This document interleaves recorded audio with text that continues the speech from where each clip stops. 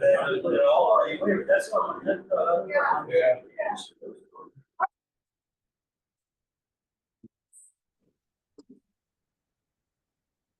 There's someone. Derek, can you hear us? I can hear you, barely. I'm in the car, almost exiting at Golden Valley, so I'll be there shortly.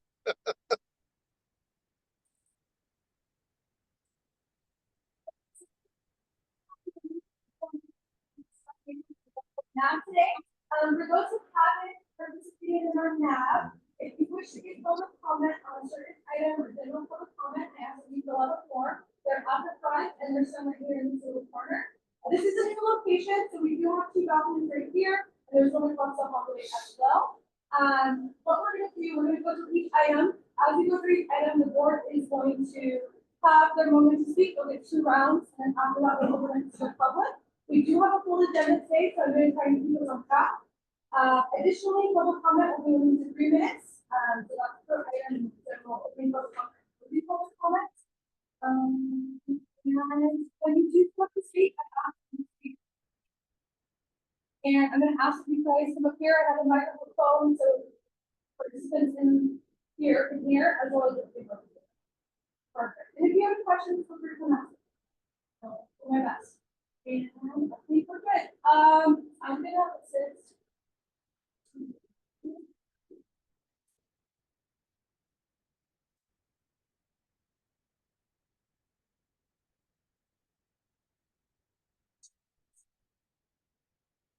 So we're gonna start with the pledge. Mr. White, Stephen, is in the pledge.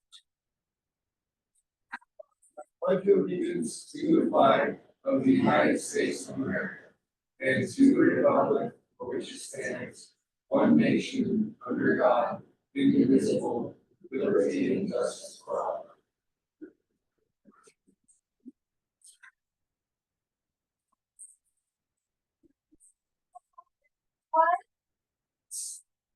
Mr. Garrett Fowler, online. Mr. Conway. Mr. Michael Leonard. Second meeting. Absent at this time, Benjamin Johnson. Here. Victoria Lott. Absent at this time, Lincoln Liaison. And some liaison after we are present. Okay. Mr. Chair, online we have a forum of the board and the advisory board. Our second item today is public comments. So we're going to do disclosure. Again, if you wish to give public comment, please do your form now. All right, so our first item today is public comment. Members of the public may hear, observe, and provide public comment virtually by registering the following link. It should be found on the remo.gov/meetings portal. And the link is as follows: https://links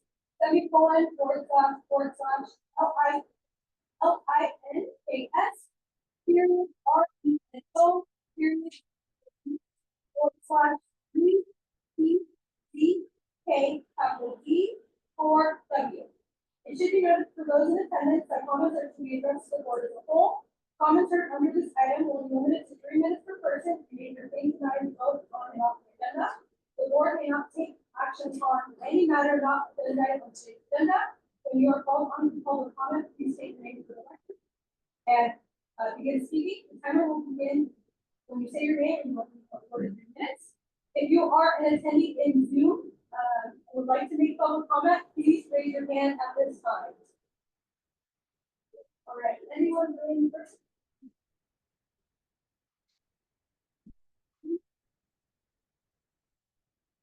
And our first public comment for today is Linda.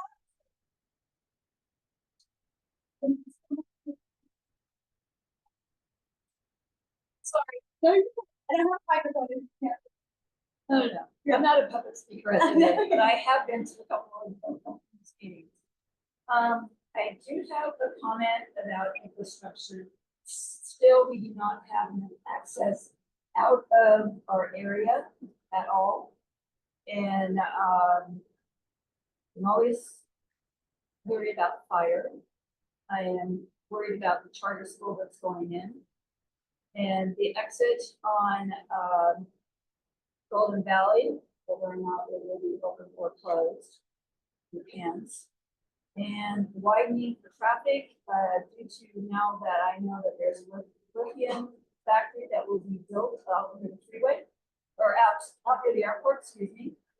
And, yeah, and I'll get the end. So, Can you see your name for the record? Linda Sylvia, I'm Thank you. sorry, No, you're fine. SILVIA like the girls. Thank you. Up next, we have, Carter Conway.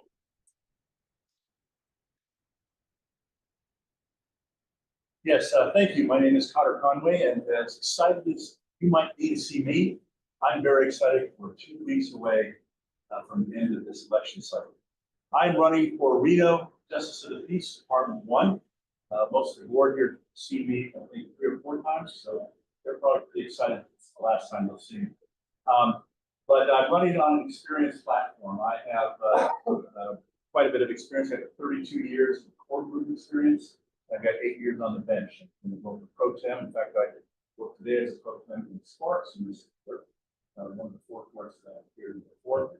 But generally, I have a main job in Reno Justice Court, part-time job, and I'm court representative doing that for the last 3 years. So basically, I've got the experience. What my slogan is: right experience, the right choice.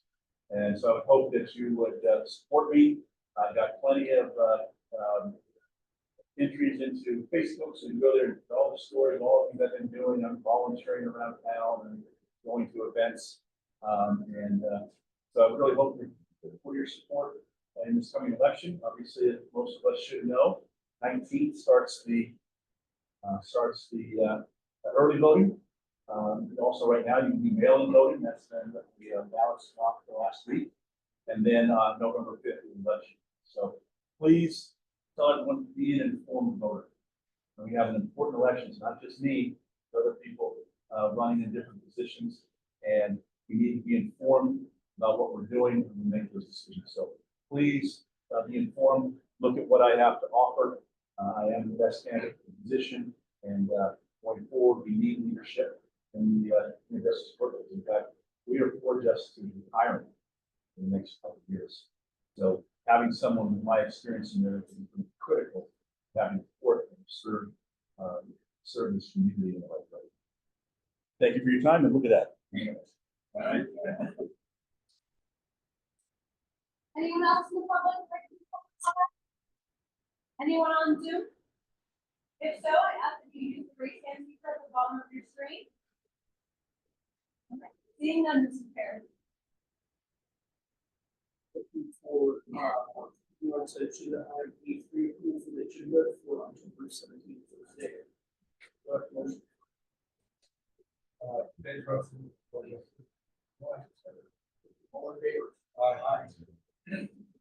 All right, then looking at approval for minutes informed from June and July of this year. I'm like. Ben Rosen. All in favor? Aye. At this point in time, I'd like to see the board to item E5, that's the news on the board. So we, had a planning commission meeting last night. Discuss, developments.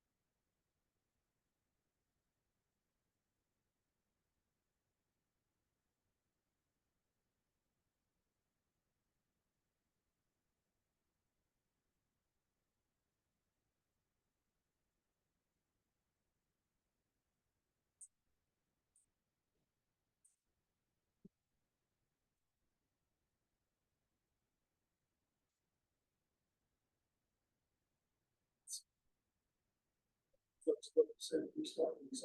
Yes, Mr. Chair. I just want to remind everybody, we do have two remaining fall community cleanups, for this season. There is one this Saturday from 9 to noon at the North Vermont Green Lot. They are taking e-waste and waste. It is first come, first served, so they are very popular. So I if they're early, then give it something. The last one will be November 2nd, or Ryan Woodsall, also taking e-waste and waste. So we can see you there. I'm sorry. I don't know what order I used. All of us will go back to us.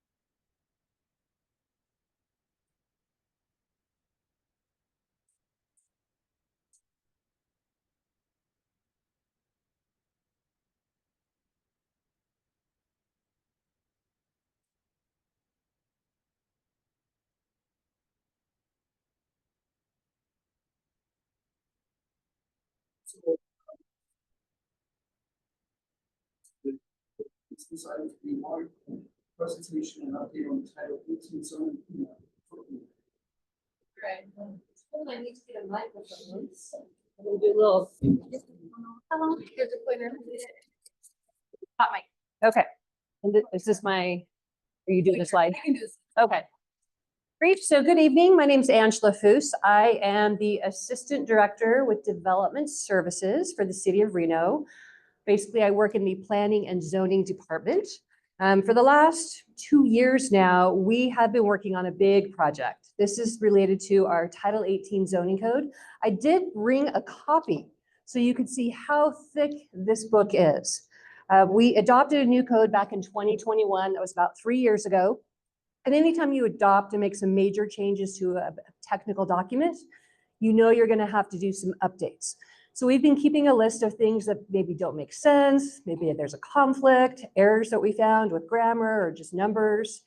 And so as a staff, we've been keeping that list. And so this is our intent now to clean it up. So this was not intended to be major changes. However, we found there's a lot of conflicts in the code where we had to make some decisions of this section says do this.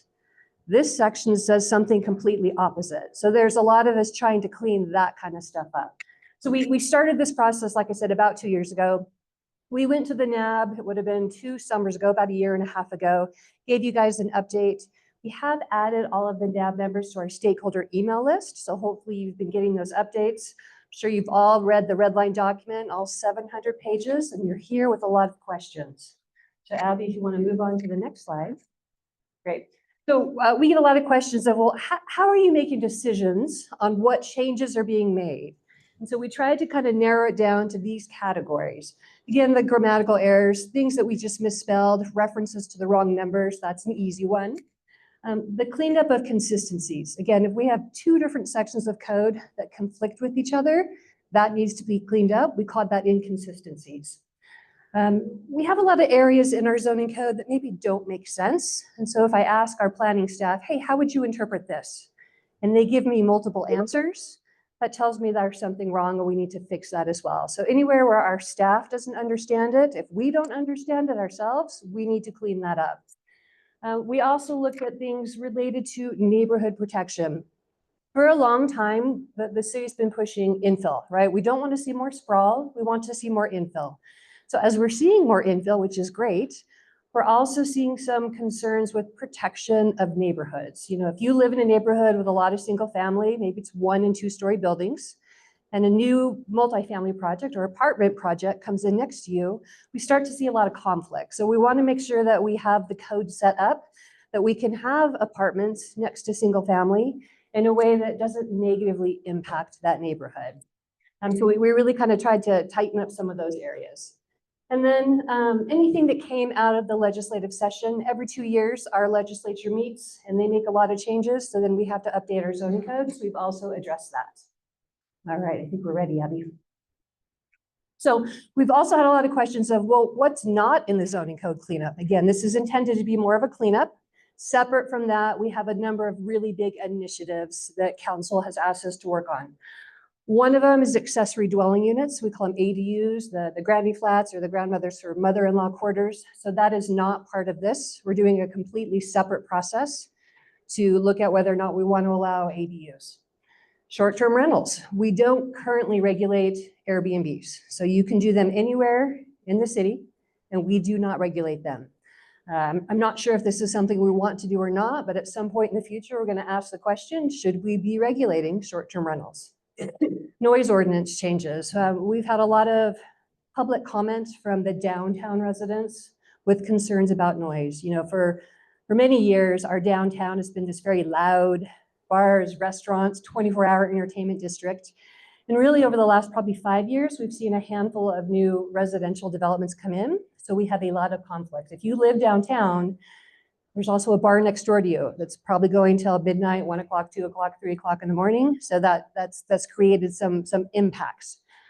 So we had a lot of interest from the downtown community to talk about drafting a noise ordinance specific to downtown, not part of this discussion.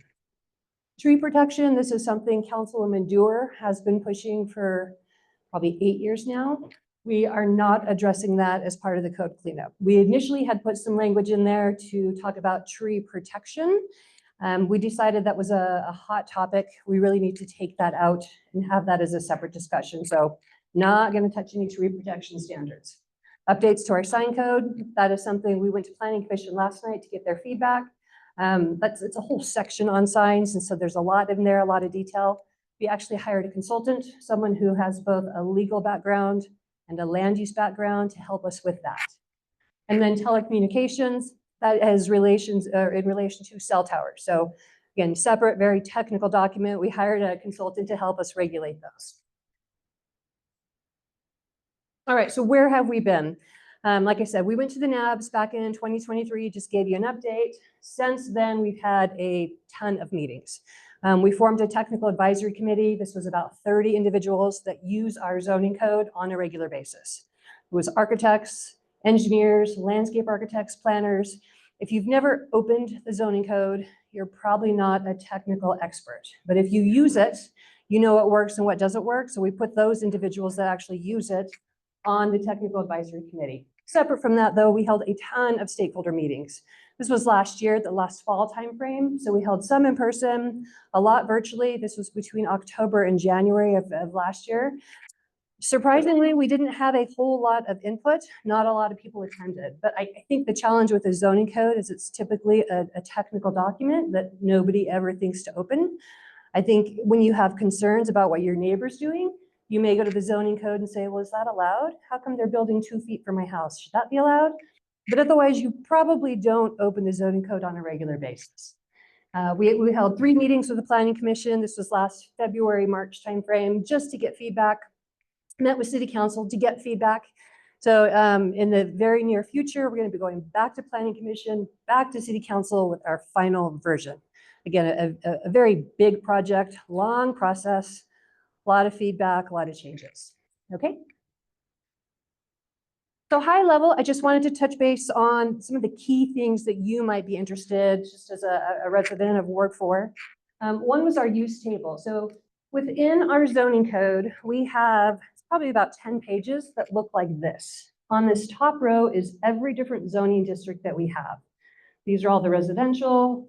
This is what we call mixed use, kind of our downtown area. Employment, that's mostly our industrial. And then special, we call that like a public facility. So your libraries, your fire stations, your schools, those different zoning districts. So under that is all our different types of uses, whether you're a single family use, whether you're a restaurant use or bar use, a warehouse use, pages and pages of this table to tell you in each zoning district what's allowed under each zoning district. So we took really a deep dive at this table, and it's hundreds of cells to look at.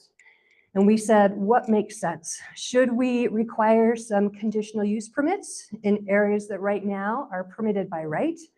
Again, that allows you to go to the NAB for review, allows you to go to Planning Commission for review. We also had some areas that we said, well, that probably doesn't make sense. You know, public facility is a good example. So public facility zoning typically is where you have schools, parks, libraries, a little bit of office. We have warehouse allowed in public facility zoning. We thought, well, that probably doesn't make sense. We don't want people to take advantage of that, get a zone change to public facility, thinking that, oh no, it's going to be a church or something.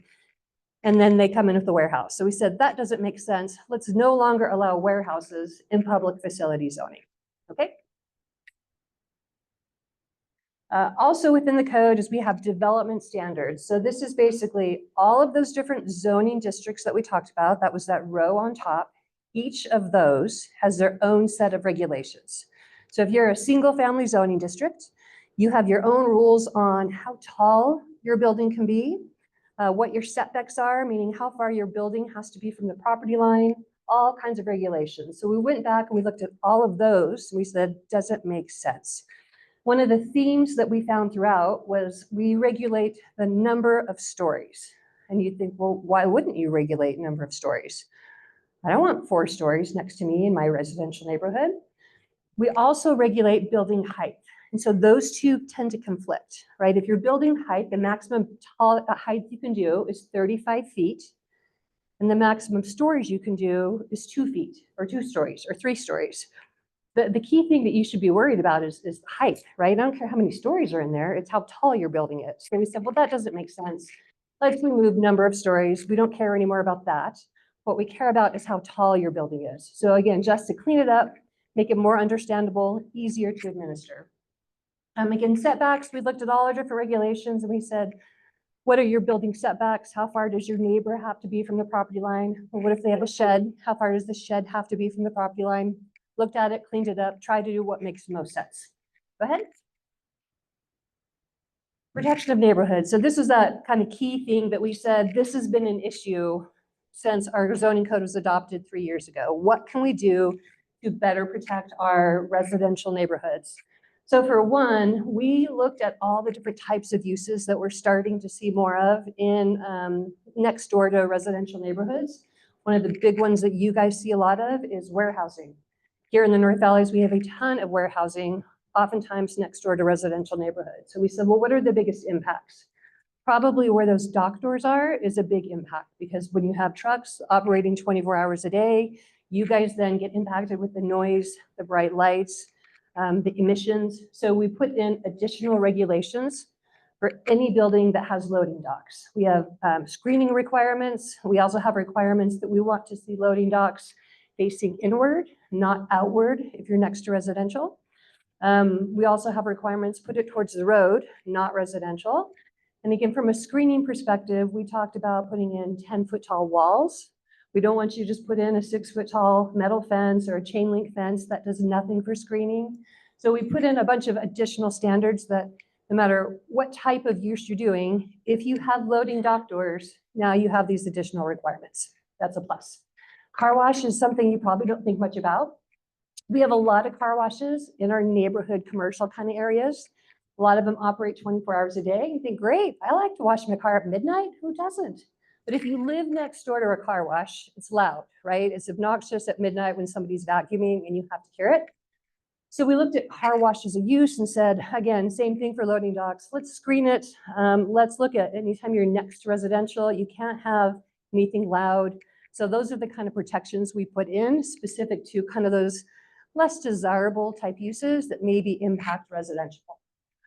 We also have some requirements for any kind of development if you're within 150 feet of residential. In other areas of our code, we have additional requirements, protections, if you're within 300 feet of residential. So that was a conflict, right? Why in one section is it 150 feet? In another section it's 300 feet. So We upped it up to 300 feet. So any non-residential development, whether it's Target or Walmart or a grocery store, if that use is within 300 feet of residential, you have additional requirements that we use to protect you. When we have existing building or existing residential neighborhoods, typically it's 1 and 2 stories, and you have a new apartment complex coming in.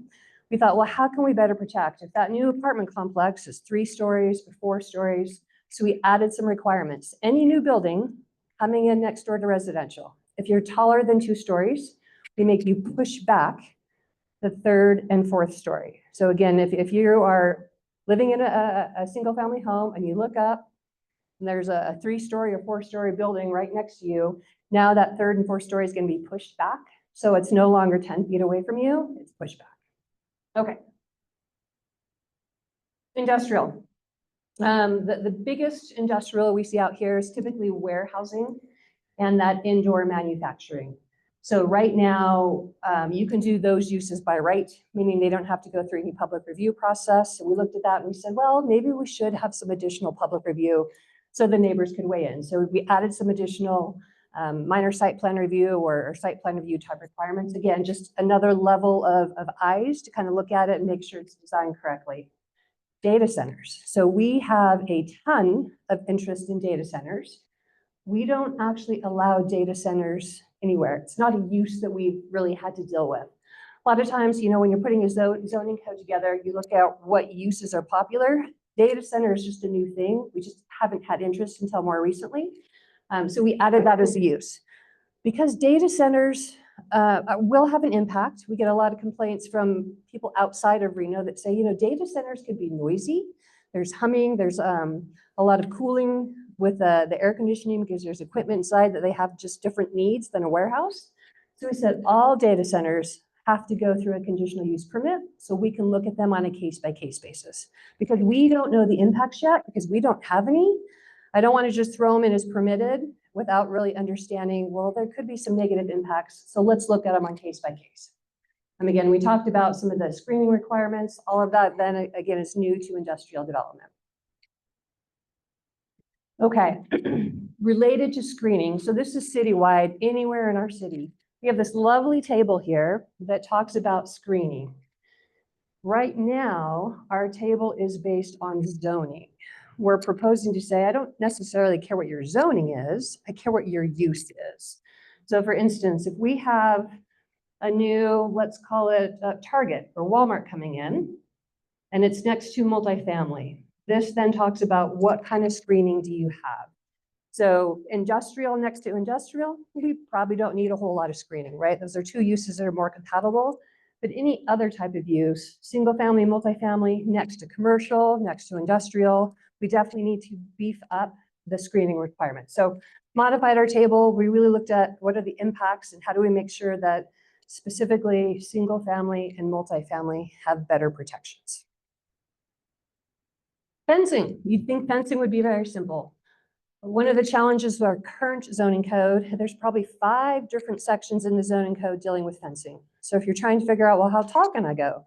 What if I'm doing outdoor storage? What are the requirements for that? What if I'm residential next to residential? What are the requirements for that? So we said, well, put them all in the same section. So no matter what you're doing, we can find you. Another one is electric fencing. With the 2023 legislature, the state law now requires City of Reno to have electric fencing regulations. So that was something, it was kind of weird. They came up with very specific requirements. Again, this is now in state law of where we have to allow electric fencing. So we just copied and pasted it directly from state law and put it in our zoning code. Next. Lighting. So this is another one that I think for those that have to live next to warehousing, this is a big deal. We looked at our lighting requirements for anything next to residential, and we beefed up the requirements. So right now, you can go really tall. So here's an example of wall lighting. Here's an example of parking lot lighting. So if you are within 100 feet of residential, we're now limiting how tall that lighting can be to 18 feet. This is definitely more than 18 feet. These are definitely more than 18 feet. So again, the goal is to get the lights lowered to less than 18 feet. You might think, well, why did you pick 18 feet? When we have semi trucks, those are definitely taller. So we had to make sure the semi trucks could get under the parking lot lighting. So 18 feet was something when we reached out to the lighting consultants, they said that is kind of a typical for a lot of shopping centers. Okay. Schools. There's been a lot of discussion on schools really since the WC1 bond had passed. Prior to the WC1 bond passing, we had $0 for new schools. So we really hadn't seen a new school being built in probably a decade and a half. I think probably North Valley's High School, Spanish Springs High School, they were probably the last big schools to be built in our region because we just literally had no money. So WC1 passed, which was great. Now we have a funding source and we are building schools like crazy, which is wonderful. But we're also realizing we kind of forgot what the impacts of schools are. So we really didn't have regulations other than, does the zoning allow it? So we took a second look at it and we said, well, what can we do from a zoning perspective to better regulate schools? The biggest issue by far is traffic, right? It's the parent drop off, it's the kids, it's the bikes, it's the queuing. So we've now put in some regulations that better address that. Also the flashers. The other big thing that's kind of come out of since COVID is the number of charter schools. When schools were closed, we all were doing homeschool. Many new charter schools opened. We weren't quite ready for that either. A lot of them moved into existing shopping centers. And you might think, well, they're small, they don't have a lot of kids. What are the impacts? Major impacts. It's just the idea of now you have kids getting dropped off in a small shopping center that was never designed for that much traffic. So we definitely have learned a lot, and there's always room for improvement. We've been working with the Washoe County School District to better firm this up, do something that works for them. But understanding that the traffic is probably the biggest thing, and the queuing is the biggest thing. So we're adding some new regulations. We also have some regulations related to what goes to a public review process. Most of our schools do not trigger a planning commission review.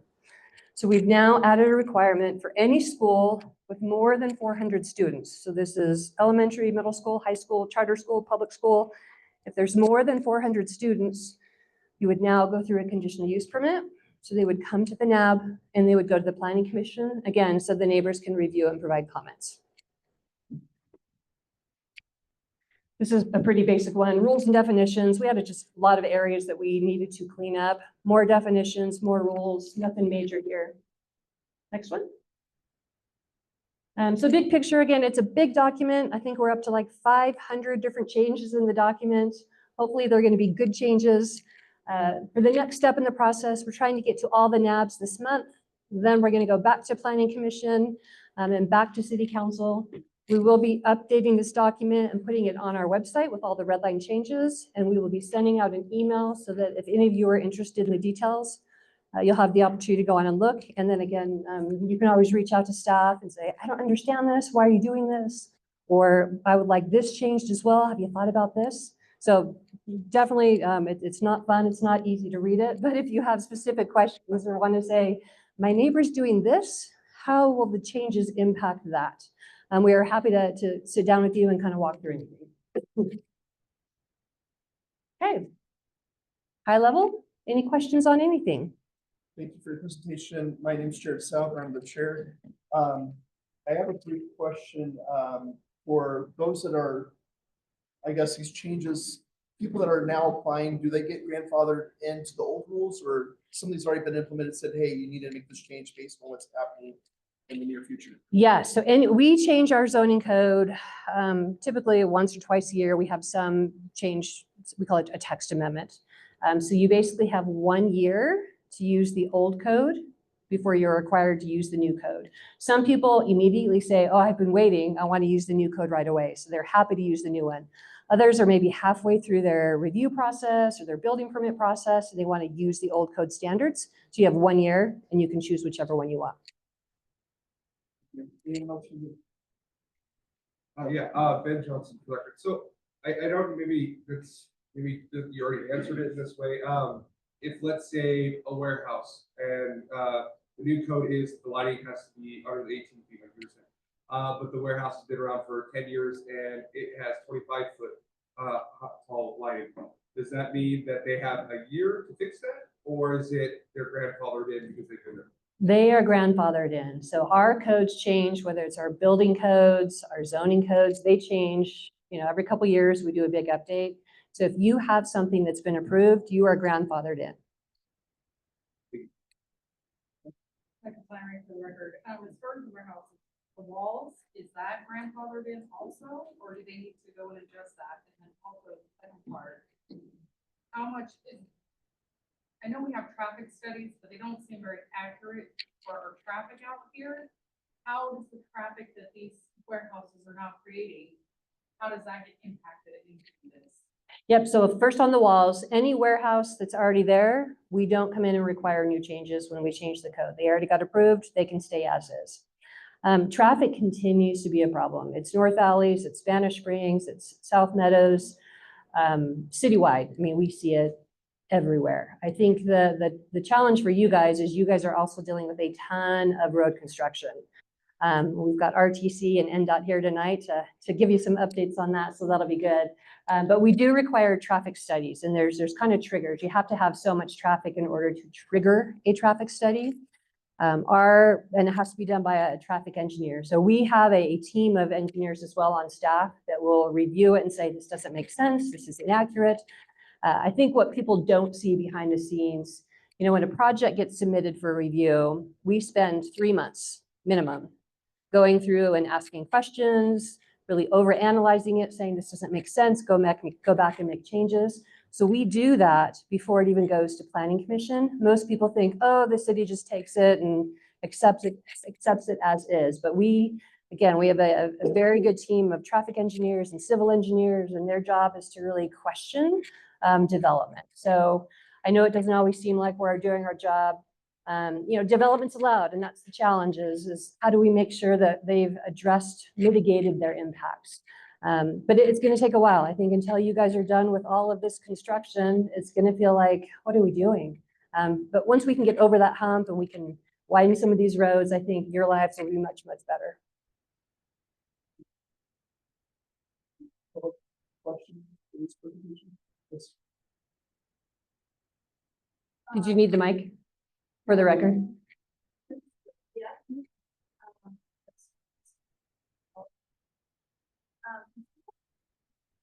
About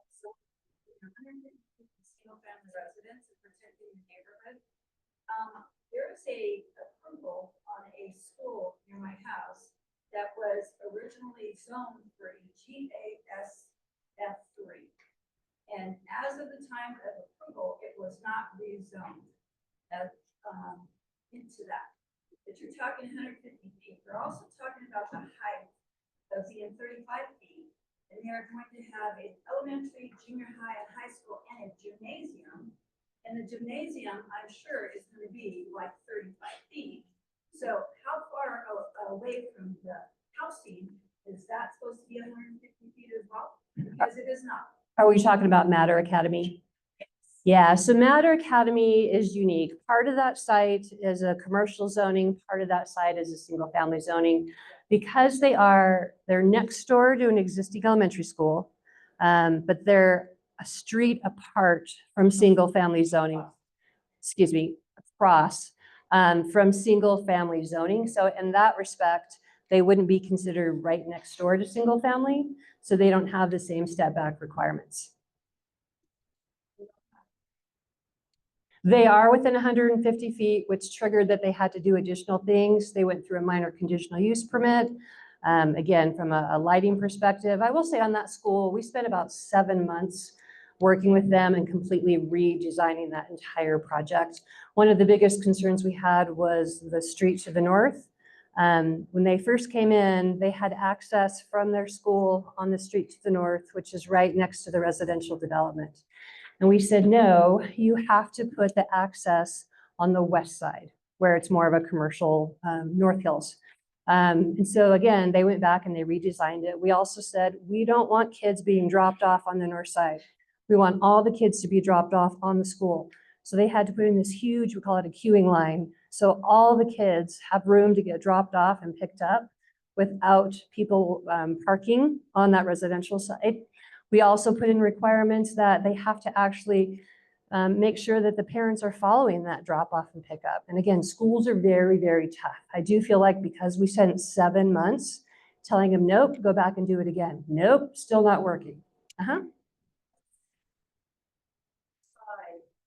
of the block over there, where they have right near the freeway, they have a ton of space over there. Why was it not put over there? So we don't have control of what land people buy. We have control to say, if you're looking at this site, here's the rules based on the zoning code.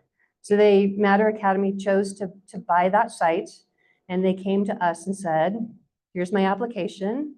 And again, we tried to do the best we could to mitigate the impacts from the houses on the north and from the existing school on the east. So schools are tough. We need them.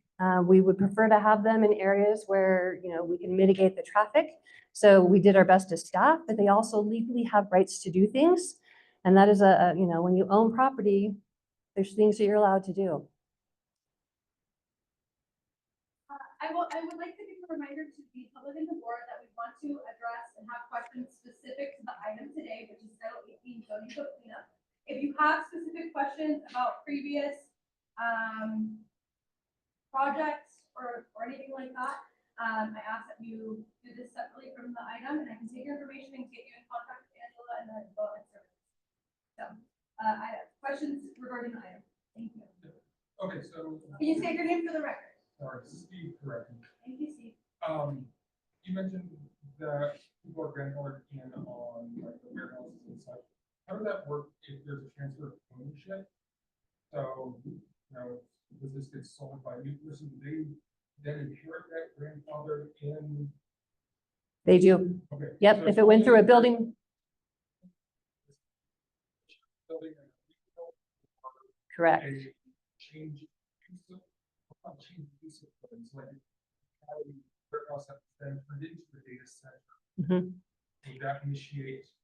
It would. A new use, we would look at the zoning code and say, is that new use allowed? Yes or no? And if it's allowed by right, then they'd be allowed by right. If it's allowed, but they have to do all these other things, then that would trigger putting in all those other things.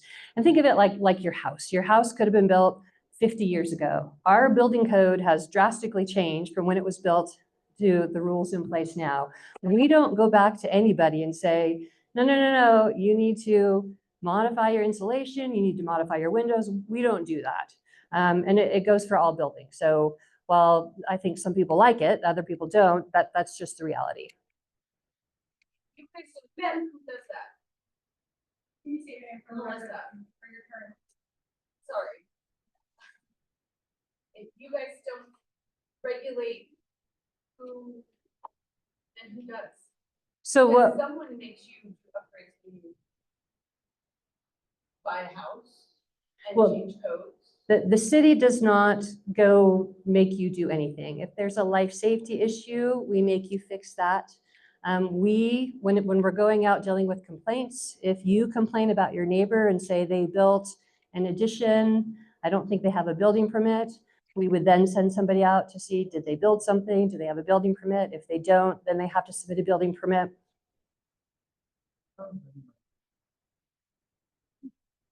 But we don't actively go out and look what everybody is doing. Nobody does. Nobody in the entire nation does that. That's not unique to Reno, right? Nobody does. Thank you for your presentation. Thank you. All right, let's move forward. Let's move property to second presentation.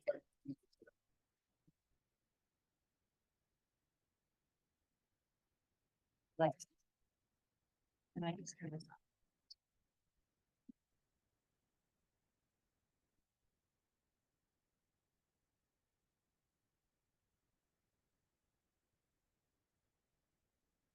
Hi, good evening. My name is Kelly Orr. I'm the Community Director at Copper Mesa Apartments located at 205 Silver Lake Road. Just want to let you know a little bit about who we are, what we are. We are a tax credit, so we call that a 42 tax credit property, so affordable housing. We have income guidelines for our program that's regulated through HUD and through We have aligned with Reno Housing Authority for some of our project-based voucher units. Those have 50% in home units. So we work with Reno Housing Authority to put family members in those units. We have 8 on the property. We can go to the next slide. So that's just a little bit about who we are. Tax credit, we can go to the next slide because I kind of went over. And then the next slide, just Access Residential. That is the ownership and builder. We're linked into one. When they brought it to city's attention, they're an all-encompassing buildership, ownership, property owner managed. And so I represent Access Residential. We are the only property management company in Nevada. So we welcome them to Nevada. They're based out of Washington. And, oh, no, you can go back just one more, sorry. We have 4 different types of homes. We have 1 bedroom, 1 bath that are 1,062, 2 bedroom, 2 baths that are 958 square feet that are 1,267 a month. We have 3 bedroom, 2 baths that are 1,457. We also have 2x1s. Those are our carriage houses. Those are kind of like what Angela was stating with the setbacks. So our property line has 2x1s that are on the exterior, and then on the interior, we have our 4 stories. And then that brings our 4 bedroom, 2 bath. Those are $1,618 a month, and those are about 1,388 square feet. I mean, it's a beautiful complex. The amenities alone are amazing for an affordable property that no other property in Reno has. We can go to the next slide. This kind of gives you a map of our location. What's next to us is U-Haul storage. U-Haul storage is being built, and then we have the Red Rock storage that's next to us, and we're right behind the Shell gas station. And then some of our amenities, we have a 5-foot deep pool. It's heated. We do have a handicap accessible ADA, just a place for our residents to come enjoy. So the pool is currently there right now. We can go to the next slide. We have a movie theater, 100-inch television and entertainments for our families to be able to reserve time at no cost. So you can, just an extension of your living room, really. And then also the game room. You can bring in your own games, your Xboxes, your board games, and you can have a family night and check out the pool table and the air hockey. All again, an extension of your home. We have a bike storage area that's key fobbed. You can lock up your bikes and feel comfortable. Also your accessible devices. If you live on the 3rd floor and you can't carry your bike or your accessible device up to the 3rd floor, this locked area provides you that. We have a basketball court. So we, playing a lot of sports, seen a lot of the kids out there roller skating, skateboarding, having a bunch of fun, enjoying the sidewalks in our neighborhood. We can go to the next one. Playground area, barbecue area is, the whole property is electric. There's no gas on this property. We are all energy efficient. So we do have propane. We did a great big cookout for all the residents. I barbecued up, I think, 160 hamburgers and about 84 hot dogs and just had some fun with the residents and, just really letting them know that this is their space and we're just happy to provide that. Same with the playground. Next slide. And this is our community business center. This is opened by Key Fob. All of our accessible community amenities are Key Fob activated. So residents can come in the clubhouse with their Key Fob and use those amenities, except for the movie theater. We do ask that they reserve them. But you can computer, internet, fax, scanners, it's all there ready for you. We do have income guidelines and qualifications for our property. So I'm happy to answer any of those questions or anything else. Kelly, thank you for your presentation. You've visited with us in the last year. Since you've opened, all the units are now fully available for leasing? Yes, so we have 290 doors. We currently have 288 doors rented. It's amazing. The impact that your community has had on the neighborhood, schools, how's that going as far as attendance by children and your residents? It's been, I think Silver Lake has had the most impact. They've had about 70 to 84 new students. I just spoke with the dean and the principal the other day. It's been a challenge, I will say, honestly. It's new kids, new environments, new neighborhoods, new learning curves. So we have the bus that stops out in front of the property for Cold Springs Middle, for Silver Lake Elementary, and for North Valleys High School. But so far, I mean, everybody's been great. We've invited the schools to our events, and same with the churches and Red Rock Cafe and all the different, you know, places that support us.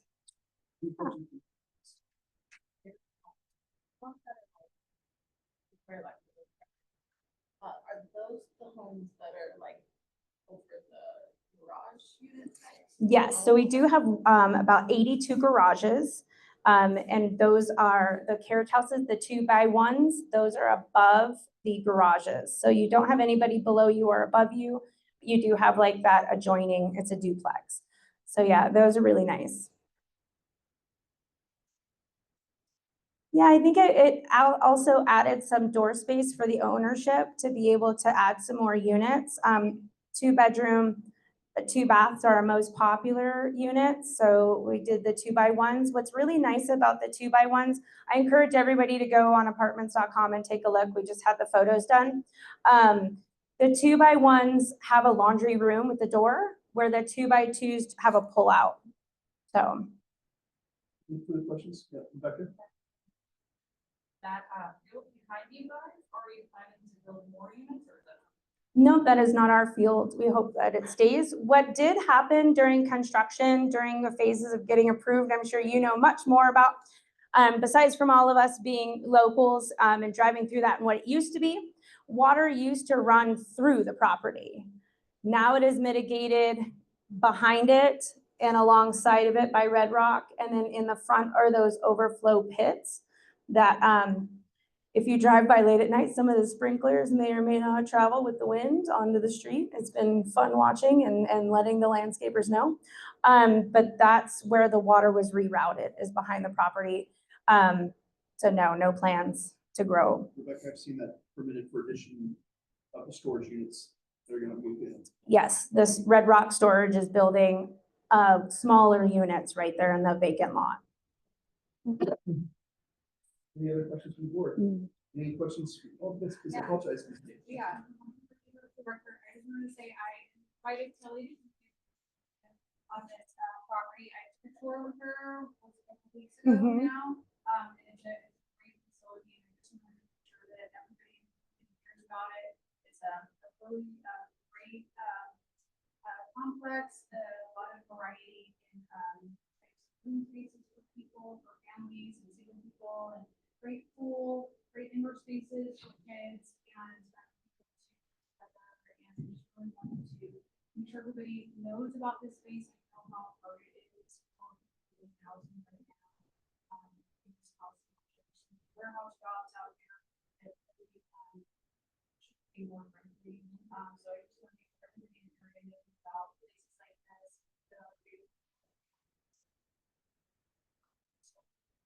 No, thank you. And anytime the community is more than welcome to please come check it out, you know, send someone to get a tour. You know, being a tax credit property, I know that caused a lot of waves when being built and when being approved.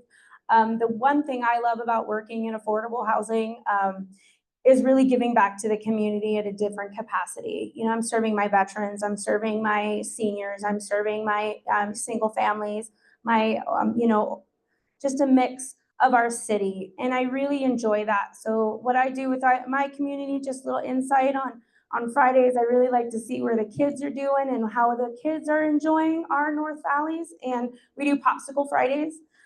So kids get off the bus or get out of school, they go check in at home, come grab a popsicle, we talk about their day. You know, I want them to feel that they have a safe place in our apartment complexes, because sometimes we don't get that. And really, we have cameras, we have gated doors at the entry and exit of each building, except for the carriage houses. Those are key fob also. So it's, you know, I encourage you to come check it out. It's a great property, but we're happy to be a part of our community also. So thank you. Any comment, question for her? Yes. Sorry. Yes. One more. Is that only it, or is property or possess HUD voucher? So it's for everybody, but the income requirements are, even for HUD voucher recipients, is you have to make 2 times the rent. And you have to, so if you're making, 1,062, making 2,000, and there's 20, so, some math there. It's past 5, sorry, the brain's off. So you have to income qualify that way. We also do third-party compliance because it is a new lease up for 1 year. It is a tax credit property. Novogradac and compliance have to approve our tax credit property, and it is a strict rule set to get in. If you're over by a penny, you're over. I can't change that. Can't change the math. That is a hard line. I hate having to tell people that. I do tell them to please give us 90 days. If there's any income changes where it decreases, give us a call. We can rerun things. We look at your year-to-date or your gross, what's going to be highest and best. That's what we go off of. So kind of quick math, if you're making $20 an hour, 40 hours a week, no overtime, you're going to qualify. You're making that $21.50 an hour, 40 hours a week, just one, you're going to be over. And that's where those income guidelines, there's not enough people. When you say, I'm making $19 an hour at a warehouse and I've got to drive 30 miles into town, or, and then come back and deal with the gas prices, the food prices, the cost of living expenses, and you're making 19 an hour. Affordable tax credit properties are outstanding. They give you a home. And so we are able to provide that. And we do have warehouses in our area that, $19.50, $20 an hour, so that people are now don't have to, it's probably my phone. People don't have to go out of the area. So they can work within. A lot of Amazon employees living at the apartment complex, just, delivering. DoorDash has now gotten busy out here. So I'm hoping they open it up to in town, come bring us food. So anyway, Thank you, Kelly. thank you so much. Appreciate it. Thank you. All right. At this time, we have the pleasure of having Christine Pintox, the U.S. Community 5 today.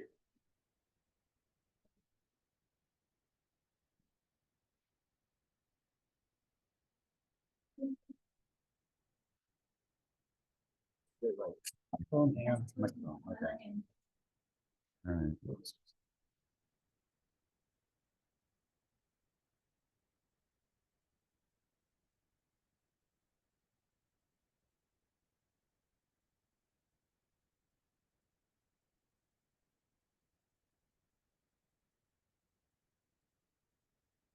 Okay, well, hi, everyone.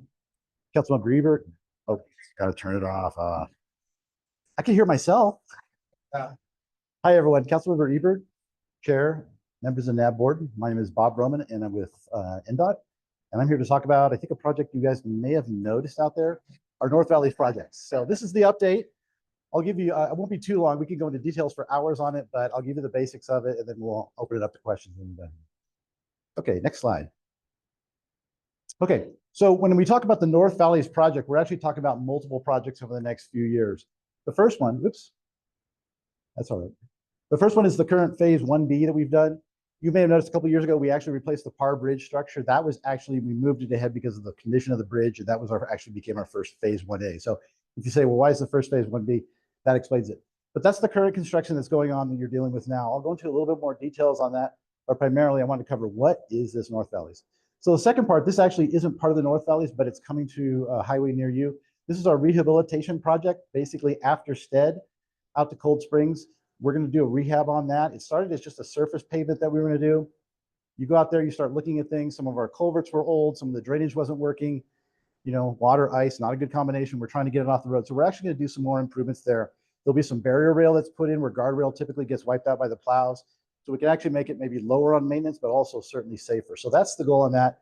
So that project started as something very simple. It's morphed into something a little bit more complex.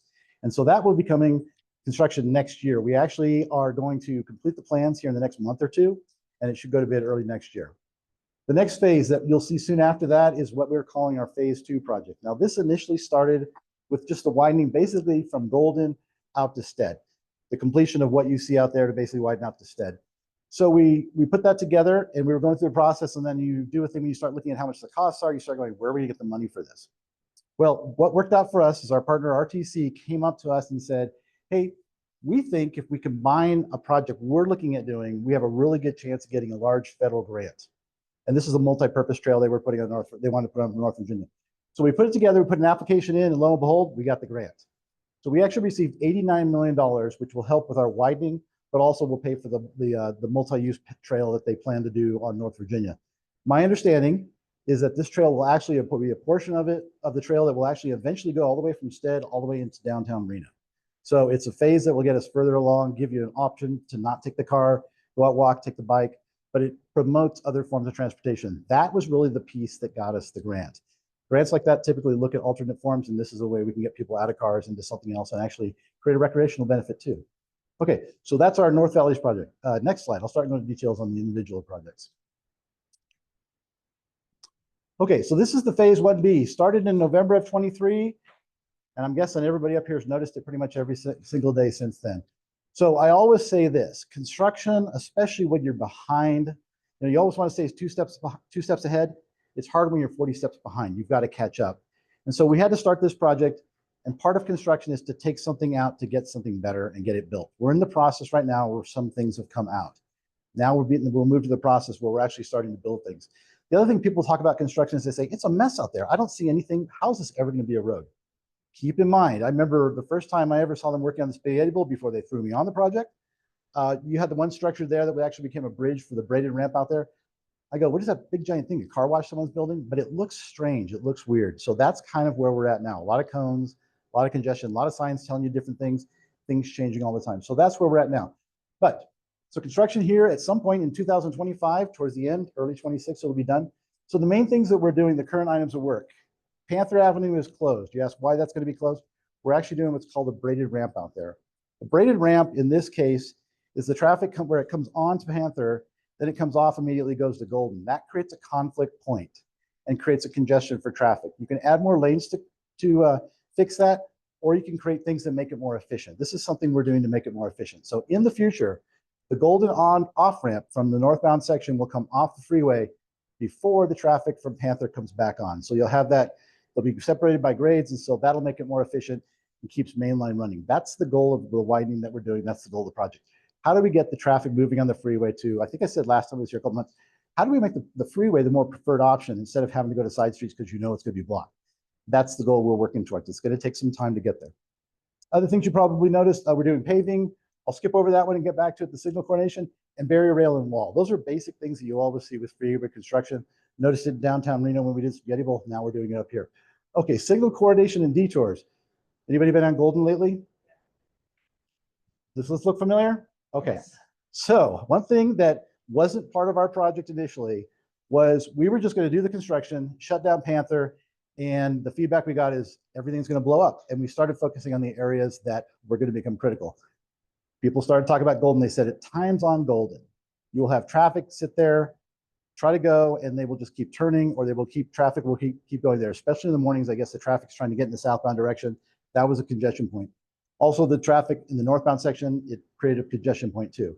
So we added the temporary signals because we knew from our studies that we're doing in phase 2, we're doing permanent signals. So it made sense to put something out there now to help the situation, to move traffic better. Because the worst thing you get is somebody's waiting and waiting and waiting. There's not a break in traffic, and then they figure it's big enough, I'm going to go, and now you have an accident. And those are things we're trying to avoid. It also allows people in traffic to move a little better. So those went in, great. It's all going to work great? No, it didn't work great. There were a lot of things that was noticed very quickly. Hey, things are backing up. So we actually worked with City of Reno, UNR, to study, and then RTC as well, to study what's going on with these signals. How are they working? We figured there'd be some hiccups. So they started working on the timing. They worked at the other signals, should work, right?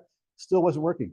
Come to find out, all these things run on clocks. Now, I don't know anything about signals, but somebody said they all run on clocks. One of the clocks in one of these units was not working correctly. So it was counting to 90 when the others were counting to 90 at a different pace. So it was all getting out of sync.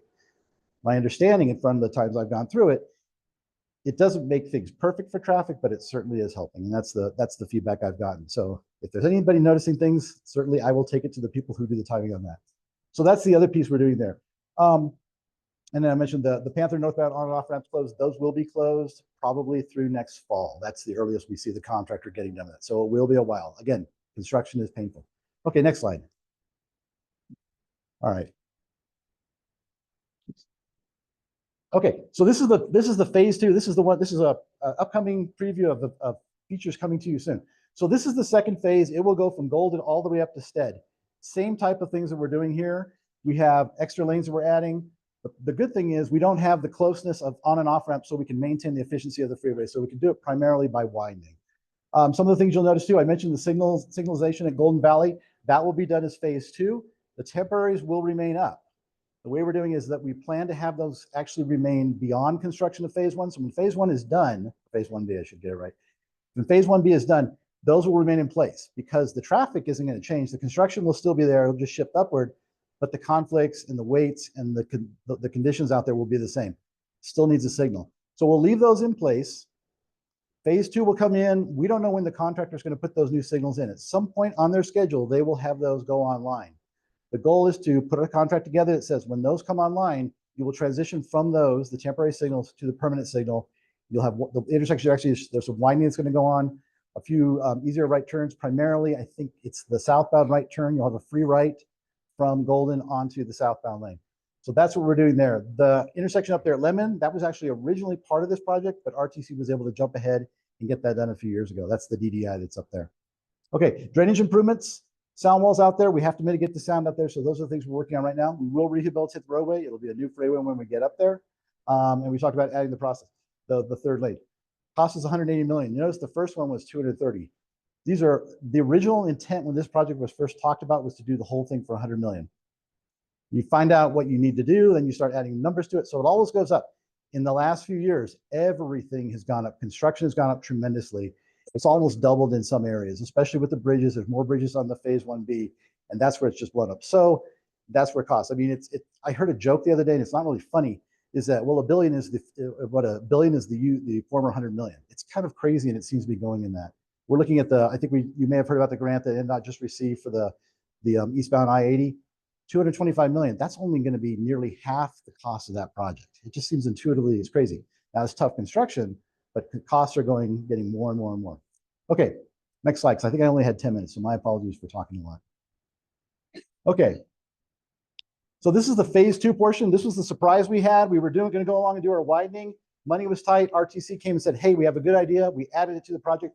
This is a multi-use trail out there. So I picked this picture out there because I go, okay, what illustrates why we need a trail out there? There's not a lot of room for bikes. There's not a lot of room for pedestrians out there. So it definitely is a very good candidate for a trail. So that's the reason we're doing the trail. This will actually be a separated trail. In some areas, it'll be separated by an area of dirt or in certain cases, a lined ditch. Other cases, there'll be a barrier there. The reason we do that, you say, why a barrier? Why don't you just put it next to the road? You ever ridden a bike in traffic that's going 55 miles an hour? Unless you're a pro bike rider and you don't care and you're wearing a nice jersey, that's intimidating. So the purpose is, how do we reduce the intimidation? You separate it, you create a barrier there, more people are going to use it. So now you can actually bring the kids out there, have them go along the trail, go down and go up. It'll be tough to get the kids uphill, I'm sure, but we've probably all been there. So there's a little bit of pushing that'll go along, maybe some more walking heading uphill. I know for myself, probably a lot more walking than I want to admit. Okay, so that's what we're doing now. The design's in process. I forgot to mention on the phase 2, we anticipate construction beginning in 2026. Now I say anticipate, but I put that with all uppercase anticipate. We are locked into a time frame on this because we did receive the grant. So, hey, congratulations, you got a grant. Okay, now what? Well, you got to deliver this project by a certain time. We actually have to have the money for the project obligated by the end of the federal fiscal year, which is October 1st of 2025. So we have to have the design done. We have to get the right-of-way done. We have to have the environmental done and say, we are ready to go and build this project. Now, once it gets, we get that money, we obligate it. Now we got this other phase 1B project. How do we stagger it a little bit? So we will do two things on the timing. We'll get the project obligated, make sure we keep the money because it's good to get the money into the state. But then we'll stagger a little bit depending on where phase 1B is. If it's nearly done, we'll put it out to bid, but we'll put a condition on there. Don't start until these guys are done, they've cleared out, because we want a nice freeway to go up there, and now the construction begins there. So it kind of moves uphill is the best way to call it. So that's what we're doing there. We will actually do a rehabilitation of the roadway. We noticed when we were out there, because we have to change the striping, we're shifting the road a little bit. We go, well, we got to move the stripes. You got to cover the stripes. You can do that with a thin coat of asphalt, but after a couple of rains, a couple of plows, guess what? You start seeing the old stripes again. And the pavement condition was pretty poor. We're actually doing what's called a mill and fill. We're going to mill that out and actually do an overlay on that. So it'll have a new surface. It'll gain more life for that. And we're not back there trying to fix it again 2 years after we just built something. There is a goal to try to actually build something, go away for a while, let it work, and then come back in if you want to minimize the inconvenience. We've all been there where they tear a road apart, they rebuild it, and a week later, someone's cutting a trench into it. We want to try to avoid that here. So we're letting people know by the way, we're paving this, put your utilities in now, and we'll work with you to get it in soon. So that's the multimodal trail that we're going to do for that one. And we call that portion 2 of phase 2. Okay, so I think the next slide, go to the next slide. Now, I was here just 2 months ago talking, supporting Councilmember Ebert's discussion on what in the world is NDOT doing out there and trying to answer some questions. I noticed a theme. We deal with construction all the time. It's this, it's here. Someone's building something new here. Now there's more traffic here. Now they're adding this here. So there's a lot of fatigue from construction. And I got the sense, are you at least talking to people so that you aren't shutting this down and shutting this down? And hey, guess what? We don't have a whole lot of routes to get in up here. We don't have a whole lot of routes to go back and forth between things. Is at least anybody talking? The answer to that is yes, we are talking. We are trying to coordinate as best we can, and we are talking to make sure that we do coordinate. For example, RTC is doing a widening of North Virginia all the way up to Stead. That project is currently in the development phase. They're looking at doing that. That will be a great benefit when it comes in. It'd be awesome if we can do it today. Got a couple hoops there. Got to get the environmental done, got to get the design done. And there's a little river of a railroad crossing there. They take a while to deal with. So we've asked them and we've talked to them. We should be done with phase 2, which is another redundant route that gets you through that. We should be done with phase 2 around 2028. Their plan is to come online with that, have everything all ready to go earlier, so it's on the shelf, but have it ready to go in 2028. So we are talking. That's just one example of what we're trying to do to coordinate. I think I mentioned here too, we actually have a meeting next week. There was some discussion about, hey, you're doing your notifications, we're doing our notifications, everybody's seeing notifications everywhere. Can we be a little more cohesive on that? Can we actually maybe share information with one another? Put a banner on somebody else's website that says, hey, by the way, and that's doing a project. Oh, by the way, City of Reno is doing a project. RTC is doing a project. We can actually work together and maybe make it more cohesive and simplify it. Is it going to make it easy? No, it's not, but it's going to simplify it and certainly address people's concerns about, I'm hearing something new every day. I get the picture from one site and then I miss 10 things from the other site. Help me out here. This is a goal of trying to make things better on that. And then of course, the signal timing. That's always a tricky one because you've got patterns of traffic changing daily. You've got patterns of traffic changing at different times of the day. Sometimes when it rains, people shift off the freeway because there's an accident. So you'll always have to take those into mind. I know there's strong signal programs and systems that are coming online. We're just not there, so we don't have the quick adaptation there, but certainly people can get to the signals and predict what the traffic's going to do on a daily basis and try to figure that out. And if we're going to shut something down, we can alter the signals there. I know everybody knows on North Virginia, you go, I think you alerted me to a council member the first time, that traffic backs up 3/4 of a mile. Guess what I sat in today? No, but I've been there before, so I knew it backs up 3/4 of a mile. It does get through. It seemed better than other times I've been there, but we are trying to keep the signals moving, and we're talking to other folks who are maintaining the local roads for that. At some point, okay, finish, or do you want to ask me? Oh no, this is on North Virginia. I'm sorry. I should have cleared. Yes, there's a lot of roads out there that back up. Okay, which backup are you talking about, Bob? Okay, yeah, you're talking about one to another, but yeah, yes, we get the calls, and if there's stuff you want me to follow up on, that's part of the reason I'm here tonight too. I will follow up on it. That's why I think the question part is the best part, because we can guess. I've always often said, when I built projects for years, I would tell people, I come out here for 8 hours a day, and that's my snapshot. You live here 24/7. You're here. If there's somebody who knows what's going on, it's going to be you that knows that. I will listen. I will try to get people to adapt to what I'm hearing. That's one of the goals I have for tonight. That's why I think this is a great opportunity. It scares the tar out of me, but hey, we'll give it a shot here. So, okay. So those are the main things. We are coordinating. We have a meeting next week. You've probably seen some of these before. These are what we're trying to do is interact. We actually have a main number for construction hotline. You can call that, report things to that. Hey, the signal at Golden in the northbound direction is off. The signal isn't working. The timing is off. Those are the ways to do that. Now, that will go to our construction people. They will actually coordinate with the people that can do that. The second is the general service. For any inquiry with NDOT, that is our number to reach our customer service people. They create a log. They go to the people that are dealing with that, and they look for follow-up. So they actually will not close something out until they know, has it been satisfied? How did you do it? So they can document that. So they can report that back to the person who told them the initial thing. If the person's not happy, it opens the door again. They can go back and try to get the resolution to. The third is the classic text. And now I am somewhat savvy. I know how to talk on the phone. The smartphones are pretty cool. I'm not used to this texting thing and getting stuff back, but I'm starting to get used to it. And this is what you apparently, they dial that number, text to it. It will keep you on record. It will give you traffic updates. Now, the detail of that, I don't know. I haven't tried it that much yet, but I will find out. It'd be nice, hopefully, if there's traffic backing up extra. I know we have the changing message signs that do that, but hopefully the texting system is tied into that, and I suspect that it is, because we actually had that added to the contract. It added a lot to it, but the adaptive traffic system that's out there is working in some respects. It's making it better, but at least there's some technology that will tell you, hey, the backup is 20 minutes here, and if you can turn off and try a different route. Granted, there's not a whole lot of different routes. That at least gives you some options there. So with that, I think that was it, and I'm open for some questions that I suspect I'll have, first from the board and then to the public. Administrator let us know that she's having a hard time hearing on Zoom. So I ask that the board speaks up, and if the public has a question, please come up here and speak into the mic. I know it's an inconvenience, but that way everybody can hear. Thank you. Thank you. I'm gonna come to you in just a quick second. Thank you so much. I just want to say thank you. I personally, my name's Jared Souther. I would say that transparency could be better. When I say that, like, this is high level, but sometimes I think the community wants to know a little bit more, whether you relay it by the website or if you do it through social media. I would love to see that, meaning that, like, right now, we know that the bridges are being expanded and widened, but how soon will those bridges be activated? Or like, when will lanes shift in the near future? Usually we hear about a week or two before it happens. And Okay. I just think that that would be a great thing. Also, as we look at phase 2, like, are we gonna change the interchange at Golden? Is there gonna be major changes? Because the bridge structure's there, but how do you get traffic through it better? Because right now it's like at that D or F level.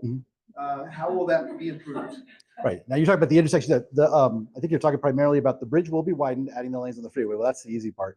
You're talking about the actual intersections where it comes on and off the freeway, or are you talking about the coordination of those signals with the signal over on Virginia, or even the signal? Is it gonna be a diverging diamond like limit? No. What's that gonna look like? These If will- you go to phase 2. Not a lot's going to change. A little bit of widening. I think the biggest change you'll notice, other than it's signalized and the lanes will be adapted for the signals, is there will be a free right heading on Golden eastbound going to southbound 395. Sorry, been a long day.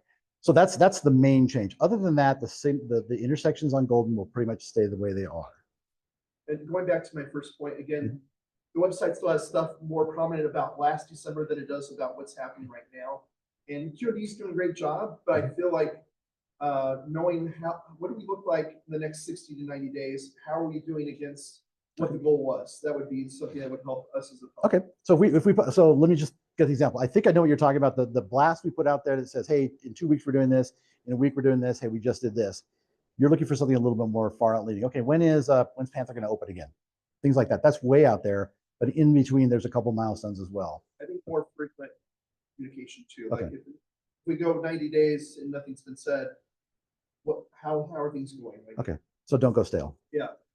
Again, the public, we're dealing with the fact whenever there's an accident, it's another hour on our commute because there's only 2 lanes and barriers, and even the responding people can't get there to clear things out. So staging of emergency response, it's costly, but if it's done in a smart way, then traffic isn't impacted as much. Okay. I see it here, but Hey, Hello. thanks. You know what?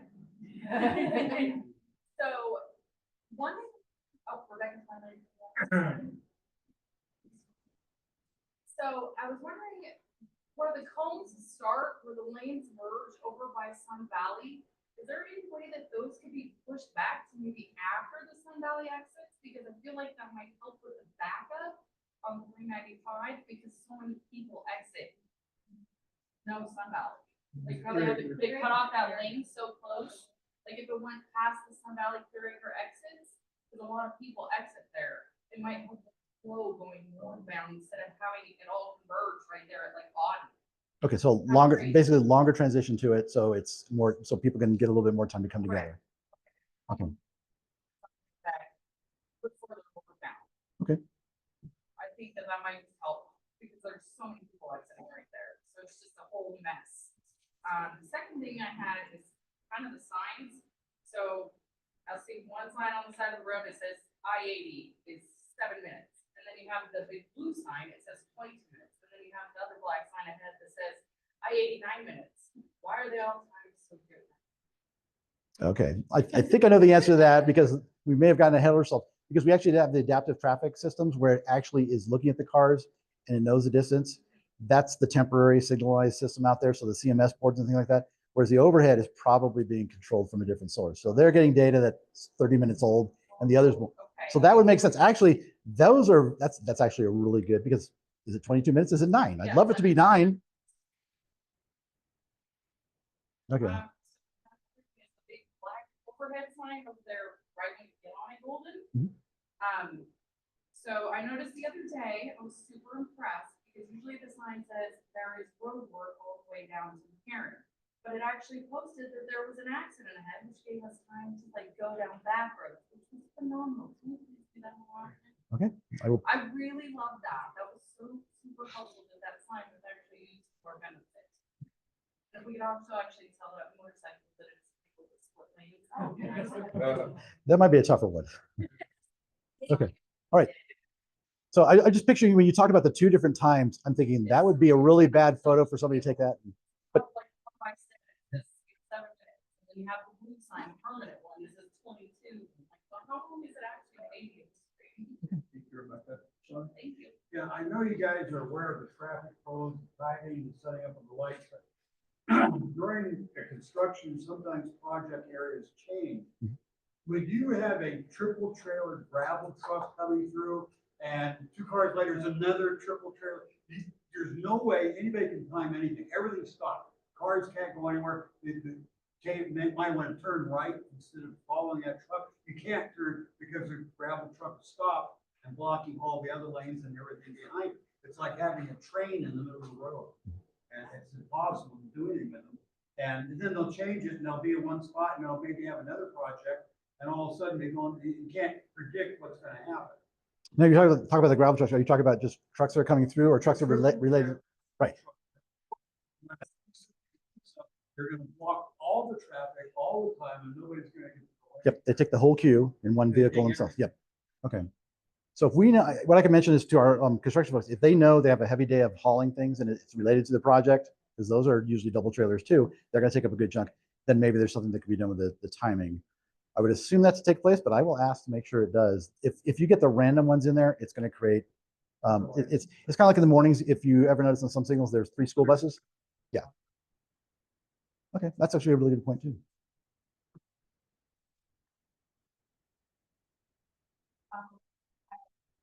Home center, I live with North Virginia, heading north. And everyone's going left at that light there. And the cones, I feel like the lane should be split more. Like there should be a deliberate turning lane as that center turning lane, that's yellow line right there. It's already used as a turning lane, and you could make it more deliberate as the turning lane and allow that right-hand lane to continue on for the right-hand turns towards traffic. Because right now you have people that are bunching up at the front because the cones let you go up there and they cut off, and that's when you're getting more road rage. I would say road rage is more of the thing that's really annoying people, is just back and forth at the front end there. Okay. It's not necessarily an accident right now. But you're saying if, because you know you're either going to go this way or this way, and we know it might, there's nothing.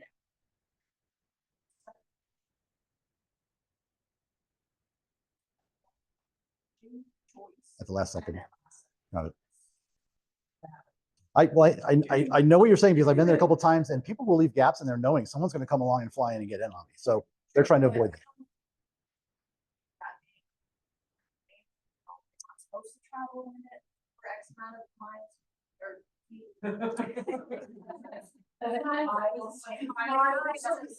It's a long way. Okay.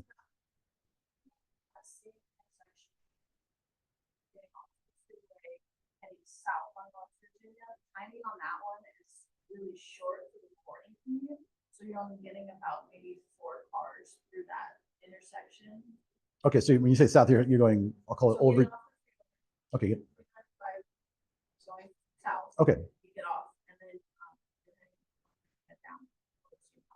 Okay. That light there, it's still same light I was talking about.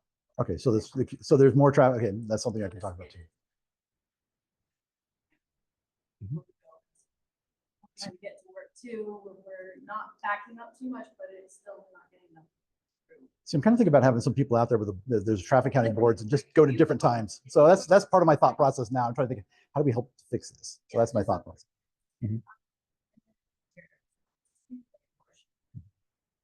We've seen what happens when there's accidents and it's peak times. When winter comes, are there gonna be options for, first responders to be able to get in there quicker? Are there gonna be turnoffs? Can there be certain areas that responders can try to move or tow at least the accident? Get it right to up the to them. side? Have designated spots just during winter time and then we have a little bit. a Well, little bit of time well, it's coming for us fast. today. Okay, I can ask. Okay, I can ask a question. All right. I didn't want to actually add on that 'cause it's a really good idea. I'm sorry, Ben Johnson for the record. Does NDOT or maybe even Highway Patrol have the ability to contract a tow company to, when it snows, we obviously know that at least a day or a couple before, the contract and be like, okay, we would like for you to stand, to park in the construction zone that's off the freeway and be ready to literally start towing cars to will help. And with how narrow the two lanes are, there is no, I'm slipping, I can pull up. I mean, now, obviously, there can be parts where it's cones, so, or I can go through the cones, because it's middle of the night, and it's snowing, or, 5 PM, and there's no construction going on, because it's dumping snow, they're not gonna be doing anything right now. But is there, does NDOT, or if you know, obviously you don't work for Highway Patrol, but do they know if you guys have the ability to, literally, Cal Nevada, I would like for you guys to be there, we're gonna contract 2 records to be going south and north, for certain times to be ready to deal with that. Do you know if that's anything you guys ever done? I don't know the answer to that, if that's ever been done before. I do know we have the Freeway Service Patrol, but they're roaming all over the place. They're going, hey, respond. But I don't think I've ever asked anyone the question, hey, if we know it's going to happen, you've got a heavy snow and you got ice, if a truck or two, like you said, is camped out there, is there a way to open a contract or have an agreement to do that? No, I don't think I've never asked that question. I don't know the answer. I just think But that might be a good thing for us to see if that's even a possibility. Yeah. And then the other question, and so I feel like probably a lot of people in the audience here feel the same way as I do, and I asked you 2 months ago. And RTC's here too, so it's great to ask them the same thing. Phase 2 or the portion of Virginia widening will not start, no matter what, until the portion of the freeways. That since I think, because that's why I put the whole slide up there going, I really got the sense, oh yeah, we don't want to, well, I use the word gridlock. We don't want to create the gridlock. Yeah. And yes, we are definitely partnering and we're talking about that. I've actually spoken to them since that time. They've had a couple of requests to see if maybe some things on their project can be added, but no, the intent, we will not have those going at the same time. Well, I just have the fear of the time restraints that you have, right, to make sure that the project gets done with the grant that's given. And so that if we don't run into the time restraint, and it's like, hey, guess what? We only have a month left and we're still not done. And if we don't start this next project, we lose the funding. So I'm just, obviously that's have an option. There's a couple things that work in favor of coordinating on that. Number one, both RTC and NDOT, granted NDOT was the applicant, but we partnered to get the grant. So if we lose that grant, then we both lose what we want. We're losing a major funding source and now we got to figure out how to get the money. That's going to be tough. And we want to keep rolling. So that kind of pushes, because it has a time constraints, pushes that project, the one over in there in North Virginia where we're doing the multi-use trail and the phase 2, that pushes it to the front. And I think the intent was to do, they didn't know at one point if they were going to do the widening on Virginia before or after. As soon as we got that grant, it's going to come after. It had to come after at that point. The other tricky parts on that one that I know will push it a little bit further than the widening project, when you have to deal with railroad, we're just starting to look, we actually were helping them on some of the railroad issues. They wanted to know, because NDOT had that years ago, and they wanted to know, when did NDOT have the right of way? Who had it first, the railroad or NDOT? Sometimes the railroad doesn't matter, but that's a really long hurdle to overcome. If you want to do a widening and at-grade crossing, the railroad prefers don't touch our crossing, don't do anything to it, and we were going to make it difficult if you want to. So that's kind of the momentum you're going against. So that also helps to push that, makes that project go a little bit further out. But again, if we're going to serve the public and do the right thing where you only have a few routes, then the last thing we want to do is burden that route, burden that. Now you're waiting 2 hours to get home. The ideal thing that I hope works, and I'll get to more questions, I'm sorry, is we get the freeway work done. And now there's a great option to go to and not take North Virginia. You can actually move up and down because the freeway is functioning correctly. That's really the biggest piece. When all the agencies got together and said, how do we fix this situation we have up here? The traffic's not working. It's really, really difficult to get through. What do we need to do? Everything came out that the freeway was the #1 piece. Let's get people moving up and down. There's all the trucks that are up there now. Get them to the freeway, get them moving up and down efficiently. And then let's start attacking the local roads and getting those to be in better shape too. You're always behind. Like I said, you'd like to say 2 steps ahead because of funding. Transportation is never like that. But when you're 40 steps behind, it's really a long road to get back. And we're in that road right now. Can I answer your question? It does. So, yes. Oh, yeah. So I think you talked about it, but I just want to make sure the plan is to coordinate these projects, not have them overlap unless a problem arises with grant funding that makes it so that we have to work on it. Well, the way we're going to do the phases that we're doing right now, we've got it planned. It will not overlap. We actually, of the widening. So Widening of Virginia, can that potentially happen at the same time as phase 1 and phase 2 of 395? right now, my understanding is knowing that there's no, and I don't know if who's ever from RTC can help, but my understanding is the funding on that, they will use federal funds, but it's not timed to a fiscal year. So what project is subject to grant funding that could potentially overlap with another project we would grant timing? That's the phase 2 project. The phase 2, right. Yes. So the widening basically from where you turn off Virginia for Virginia, it's always kind of funny. I try to describe that. And that funding, my understanding is they can move that back if we have to move the phase 2 project further back. The good thing about phase 2 is that we were really tied, so we almost are obligated to get it done in a certain time. Now, the most worrisome part I have, knowing how the funding is working, is we've already started work on phase 1B. And if we hit a delay or something that delays it a little bit, you probably noticed from last time, they were telling me absolutely we've done it at the end of 25. Now they're saying 25, early 26. That's a reality when you face certain things. We actually have some obstacles with the railroad we're trying to overcome, some tumble water lines that nobody knew about that are in the spot where we're trying to put some foundations. Those are typical things that we're working around, but they do create delays. What happens if something big happens? We get a year delay. I've actually talked to FHWA saying, okay, what if the worst case happens and we have to push out the project? We have to obligate by a certain day, which means the plans, environmental, right-of-way is all done. What happens if construction doesn't begin? We actually do have, I believe it's almost 3 years to begin construction from that date. We don't want to do that. I'm actually trying to pressure people saying, hey, we got the grant, we got to move forward. I don't want to lose any time on that because we have to have it at least ready. But that's the goal on that. Yes, start of construction is the key. Well, actually, I think we have to have everything done by 2032, but we don't even want to consider that.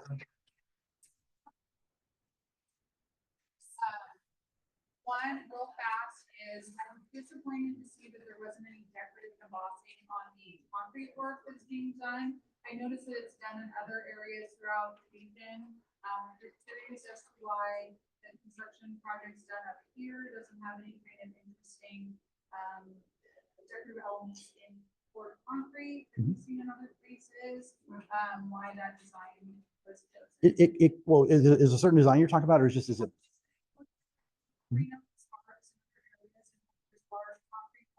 There's decorative elements, either brickwork or there's concrete or it looks like that's fossil and stuff. And out here we have, a kind of boring red. So I'm just curious as to why we don't have the same kind of aesthetics for these parks. Okay, well, I can find out, talk to our LNA people. I know that there's a lot of, I saw the cost when I approved the invoices for the design. So we do have LNA components going in similar to there are with other ones. They do pick certain themes for certain areas.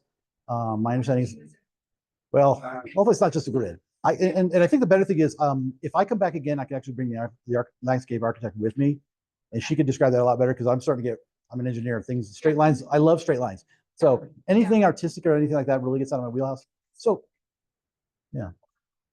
this isn't like sculptural, I know, I think it's in Sparks where they misalign something and then they under reduce. Like, I'm not asking for that, but I've seen things where it's like, it's the concrete molding that they fill in and then there's a design there and ours is just straight up and down line, so I was really disappointed. We have a lot of unique features in the North Valleys that we could have created, celebrated, and instead we're having a, concrete wall, and it's just kind of more reinforcement of we're just kind of industrial area of Reno. It would have been nice to see kind of some more air given to this project. But we're still working on phase 2, and that's a good chunk. But I think there are some things that are going to come online further down the road because I've seen some things that do look. I think we have actually some artistic features individually themselves. The SBAC project was really nice. We were interacting with the Reno Sparks Indian Colony on that, and so there was yes.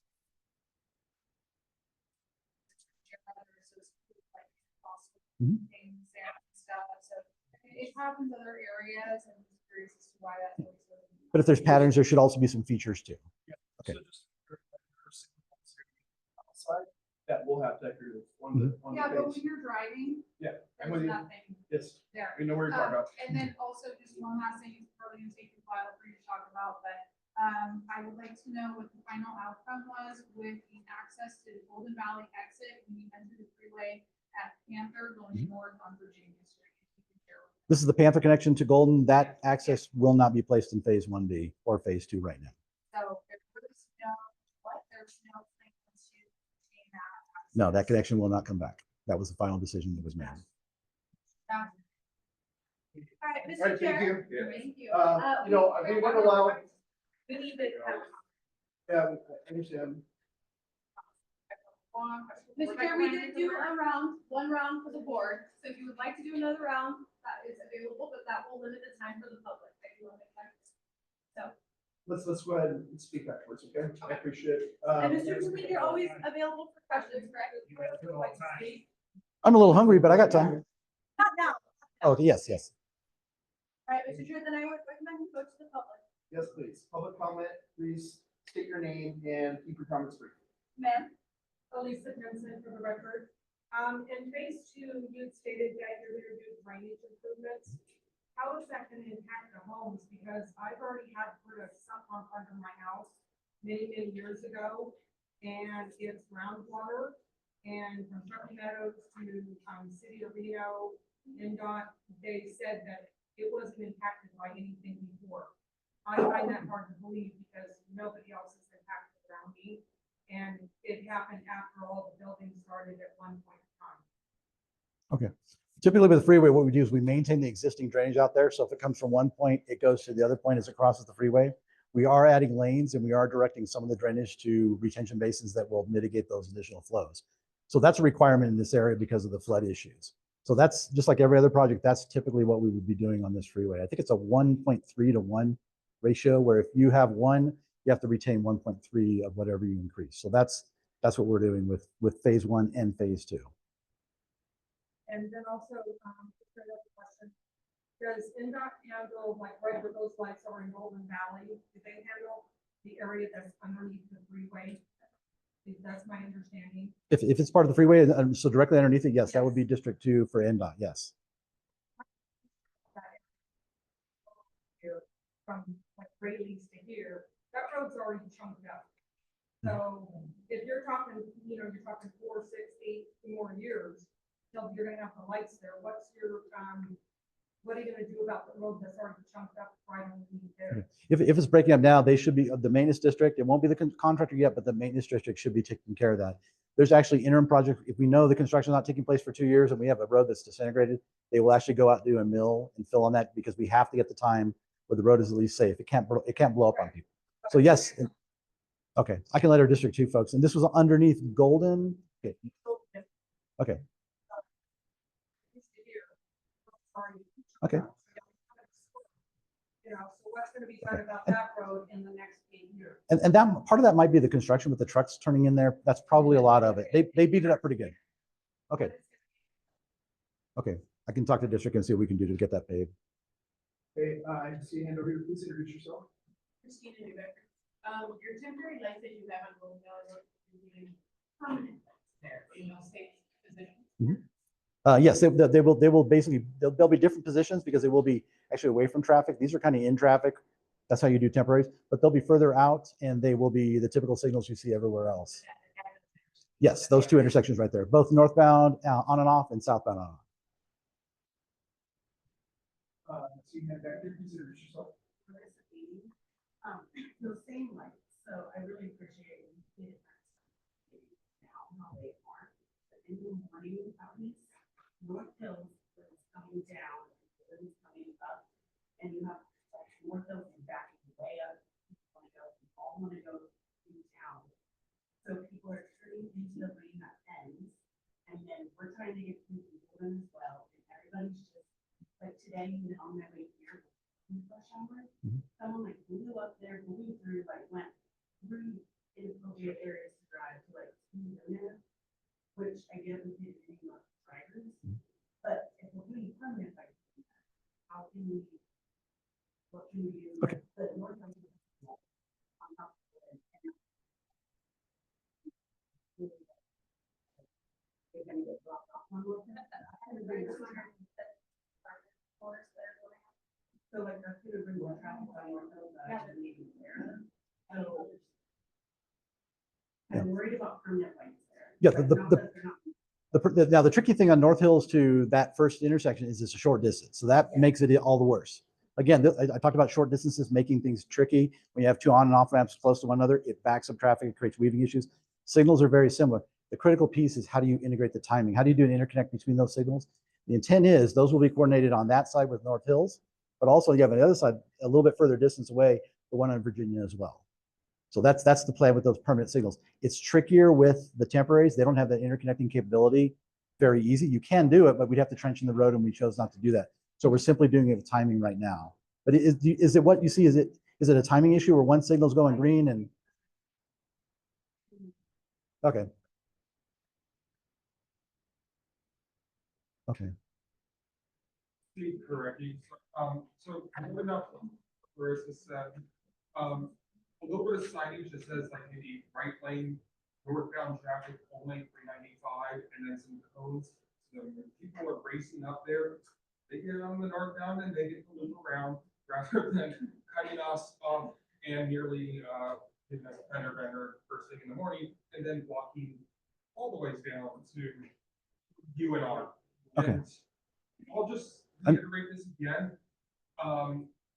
With not being able to go and take the North Panther on ramp and then immediately get off at Golden, this has been an issue. This was not an issue prior to the construction until we had snowstorms, and then that would all get backed up. But now that you're going to eliminate the ability to get from Virginia to Golden via 395, any snowstorm is going to turn that intersection down by Maverick into a complete gridlock. During snowstorms, it was already bad at an hour before the construction. I am fully expect this year because we won't be able to go that way. It will be even worse. And then even after construction, because we're not going to be able to get up on and then we get off, it's going to stay bad. All right. I do have one Right. on. Well, All right, and I see hand, I apologize, Kelly, if you want to. just Kelly, work for the record. I just want to state that, unfortunately, I feel NDOT, you've done a lot of work. You put forth a lot of effort, a lot of money in this program. But, not enough studying and traffic awareness has been done to mitigate all these issues. And I feel like you're failing the F level, billions of dollars. You are failing this North Valley's community and getting to work and providing for their families and to be able to access roads safely. It is a huge F in safety factor every day you get on that freeway. As I took, and I unfortunately, guys, so sorry, I go the opposite direction of traffic every day. It's really rough. But taking my son to McQueen High School or going to like even Home Depot, when I leave, Red Rock and go to Home Depot, coming back, I now take Sun Valley, go by Hub High School, go up over Dandini to get onto the freeway to bypass the McCarran, just from McCarran to Parr, because that's where the gridlock starts and we sit for over 25 minutes. And then there's the other step that stops, and that's where the US business exit to Panther, to Lemon, to Stead. There is not enough thought process in adequately directing traffic while you are working on the roads to better improve them. And I don't think that they're being widened enough. Because the only reason NDOT and RTC are making these repairs is because the funding is needed because we have the amount of people in our neighborhood. But that amount of people in our neighborhood doubles by 5,000 people in 2 years because of all the homes that have been approved in Cold Springs. So what are we doing next? So the common theme with NDOT, the common theme with RTC, and I sit on the multi-modality board, is we're 20 years behind, right? And I know you guys want to be 20 years ahead and love to get to that. So how do we get to that point to where we're not just building something because we have the funding and this is what we can have, but how can we build it to be efficient? And that is my challenge to NDOT, is efficiency, because we're struggling out here. And yes, every neighborhood is struggling in growth, but this has got to stop because people are dying and you're ruining people's lives to get to work on time. I mean, it's rough. So that's me saying it the nice way. I just encourage you to be better for our community. And we do have one on Zoom, Mr. Chair, so I'm gonna allow Mr. Smith to speak now. All right, Mr. Smith, you should be able to unmute yourself, and you will get 3 minutes. Hi, my name's John Smith. I had a quick question. If the temporary lights on Golden could be moved to like a vision or sensor based, because the traffic pattern changes so often there, I think the timers may be inefficient. And then also I want to know what incentives NDOT has to finish the project on time. Okay, well, I'll address the signals first. We went with the signals right now are on timers, but we are looking at other options to make them more adaptive, I think is the best way to put it. And second, the incentives to get it done on time is when we put a project out there, we actually, if the contractor misses on some milestones that are through their own choices to not get it done, we do have liquidated damages that we impose. We also have to keep in mind that with projects, there's things that change and things that show up, and we're trying to work with our joint venture out there to get through those as quick as possible so we can at least minimize any delays to the project. Does that kind of answer your question? Yeah, perfect. Thank you. I'd like to thank everyone for their feedback. Continue to use those venues that allow us to speak to NDOT. It's important that we raise our voices. Council member, please. Yeah, just one last thing. I really feel the need to share this because I'm just concerned about the loss of access to Golden Valley from Panther. We all know who live here, the struggles we have. We don't have enough access as it is. So lose any kind of connectivity is a loss, and it's going to cause more bottlenecking, more traffic in other areas. It's not a debate, it's factual. But I just want people to know, this is part of the reason why I asked NDOT RTC to come to share with people. I'm trying to get the word out to everybody to send them out to just so you can. Senator Rosen, with Cortez Masto and Governor Lombardo's office to try and keep this connectivity. So you guys are aware, I have been actively trying to retain that access. I know that there are limitations for what can be put in there because there is a NV Energy power line as well as a Union Pacific railroad there. So it's not as easy as just build it. There are constraints, but I want you guys all to know that this has been a very long process of, I know NDOT has hired several teams of engineers to try and work around. And I have also, lobbied with everybody in the state that I can to try and find a solution to this. So I'm extremely disappointed here that we can't find one. I know that it's a huge loss for our community. But I just felt like everybody should know about this. So I appreciate you guys all coming out, and hopefully that there will be a solution later, and it won't come at the cost of a loss for our community, because I'm afraid it will cause some. So thank you. Great, thank you for the presentation. Thank you. Representative, turn it off. So, we now have the pleasure of having a presentation at RTC. Yeah. All right, sorry, Paul, this is not yours now. You get this. Yeah, you only get one. It's either I charge my computer or it dies.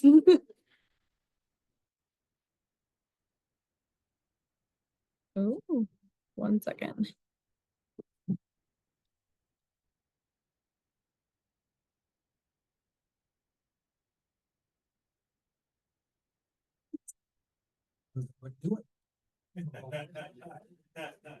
I appreciate you guys having us out here to talk to you guys. There's a lot of important things we're doing out here. Councilmember Ebert, thanks for having us out again. I think that some of the stuff that I have tonight is a review of some of the things that I talked about 6 months ago, but we've also got some pretty good updates for you. So we'll go ahead and get into those as soon as this screen is ready to go. For the record, Paul Nelson, Government Affairs Officer from RTC. Let's go ahead and get the next slide. So as you guys probably know, RTC does three main functions. Our first one is we do the metropolitan planning. So we do all of the planning throughout Regis Parks in Washington County, short-term and long-term. We also handle the engineering and construction of the regional roads. And then we also handle the public transit system. So next slide, we'll talk about the public transportation, and the fixed route transit is known as RTC Ride, and it's really the backbone of the transit system. Just in the last 12 months, region-wide, we've delivered 5.4 million trips. 60% of those are work trips, so very valuable for people that need to get to and from work. We've also had 26 straight months of ridership growth, so that's really good for us because we know that for every person that's getting on a bus, that's one less person that's driving a car. And for our fleet, we've got right around 68, 70 buses. The all electrics make up about a third of those. The rest of those are diesel electric hybrid, but now we've got hydrogen fuel cell coming online. We've got 2 of them that we've got now. We're hoping to get those into service really next year. We're running into some issues right now with the fueling facility. So we've got a temporary fueling facility. We're working on the permanent one. And then we've got 6 more hydrogen fuel cell buses coming next year as well. So we're really excited about those 8 buses. And we think that that'll be another way to offer sustainability with our transit system. So out here in the North Valleys, route number 7 is the one fixed route that we've got. It goes from the 4th Street station all the way up to the north part of Stead and back down. And just in August, we had more than 34,000 trips. This is the latest data that we've got on this route alone, 34,000 trips. And in the last 12 months, almost 350,000 trips. So we understand how important the transit system is to the North Valleys. Thanks. And we also have Flex Ride, and you can see there we've got 4 zones. For a while, we only had 3 zones. It was Spanish Springs, North Valleys, and Somerset and Verdi. We just started the South Meadows zone earlier this year in May. And this is our version of Uber and Lyft. It's our curb-to-curb service, costs $2 a ride. And usually roughly about 20 minutes from when you order this service, it'll come and pick you up. And on the next slide, we'll show you the map for the North Valleys. And anything within this bubble, if you need to get from, say, you're up here, and you need to get down here, that's a $2 ride. If you want to get down into Greater Reno and Sparks, they can take you down to one of the fixed route bus stops, and that'll take you the rest of the way. We've also got these zones down here near TMCC, the jail, all the way down to Rancho San Rafael Park. So it's we've got some wiggle room there for a lot of people that need to use the Flex Ride system.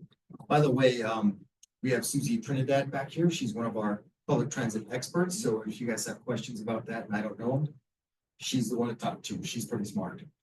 Next slide. Another couple of programs we have that we're really proud of are the Senior Taxi Bucks program, and it offers a $60 card that auto loads every month.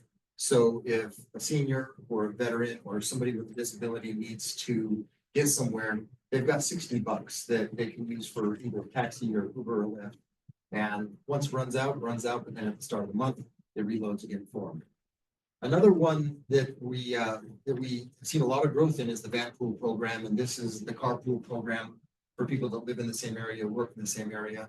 And I've told you guys about this before, that we're one of the top 10 in the country. Sometimes we've been as high as number 6 in the country. I think right now we're number 8. It kind of goes back and forth depending on the time of the year. Salt Lake City tends to pass us up in the wintertime because they have a lot of these van pools for their ski resorts. In the summertime, we pass them up. But we're competing with cities like Seattle and Phoenix and places like that. So we're really proud of this. We're just in 2023, we saved 20 million miles traveled on our roads. People driving from Reno, Sparks, North Valleys area, down to Carson, Lake Tahoe, Truckee, Susanville, all the way up to Trick, places like that. So there's a high demand for them, and it's a good system because it does make it more affordable for people to drive and to lease these vehicles. Next. So for the planning department, one of the big things that we work on every 4 years is the regional transportation plan. And we started this effort probably end of last year, and we'll have it finished in March. So it's a pretty lengthy process that takes place, and it's our long-term plan. Right now, we're updating the 2050 regional transportation plan. It takes a look at the entire system, what we can improve. We went out earlier this summer and we were asking the public what kind of things they wanted to see in our transportation system in the next 25, 30 years. And we did get some feedback on that. There's some areas of town where there's a lot more input because there's a lot more congestion or lack of bicycle facilities, things like that. So we take a look at pretty much everything within the community and the transportation system, and we identify what we want to do in the coming decades, and then we can implement these down the road. One of the other projects that we're really excited about is the active transportation plan that we call Walk and Roll Truckee Meadows. And what we're doing, if you look at that map on the left there, we've broken this up into 12 different neighborhoods throughout the region. And we're taking a neighborhood by neighborhood approach on this. So we can look at improving bicycle facilities, making it easier for people if they don't want to drive a mile to the grocery store or to a restaurant. They have better accessibility if they want to ride their bikes, things like that. So we've taken a look at all of these, and we're doing them one by one. So we ranked these things in terms of like where the priority seems to be. And the first one we're going to start on is right in the middle, number 9. That's Central Reno. So that's the first one that we're going to start on. Central Sparks is another big one, and then Sun Valley is another big one. And down the list, I'll have to look at that to find out where we are up here. But as you heard with NDOT, we do have some multimodal projects that we are working on out here. So for engineering, we invest quite a bit into our community. Just in fiscal year, the investment is $81 million of local funding, and that amounts to 2,600 jobs, direct jobs for construction. So some of the good news first is we've made a lot of progress on some projects just in the past few months since I came here last time. One of them obviously isn't in the North Valleys, but a lot of people take this street for commuting, and that's the North Virginia Street University Rehabilitation Project. So we reconstructed the pavement from the Lawler Roundabout up to McCarran Boulevard. This was a fairly quick project. We did it within the summer because we wanted to do it when students at UNR weren't in classes. So we started when school got up. We were able to finish it before school started. So you guys know how football games get. There's a lot of traffic. It was all taken care of before that started. But we also put in some better bike lanes, and we made some improvements to the sidewalks and the curbs and gutters, and also some of the medians along that area. And so, like I said, we did complete this project on schedule. Another one that we recently wrapped up an award for is the Selmy Drive rehabilitation. And this was another pavement reconstruction that went from Sutro Street over to Third Acre Lane. We started this project on April 2nd, and you can see it wrapped up on time and has been completed, brand new pavement. And we also did some of the concrete there, right there. And another one that you guys drove on the way to get here was this one right here, the Raleigh Heights rehabilitation. We just started paving this on Tuesday. And if you look at those pictures, that's when I took them, was Tuesday. Nice and sunny. I was talking to one of the flaggers out there, and she was talking about how hot it was. And then yesterday happened. And then today happened. So, you know, the weather does change pretty quickly, but they're in the process of getting this wrapped up. We do think that the mid-November completion date is on schedule.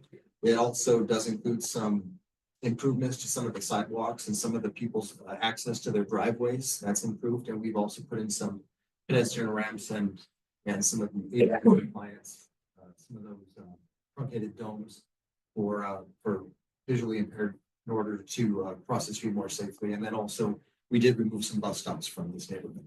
Next. Some upcoming street and highway projects we have.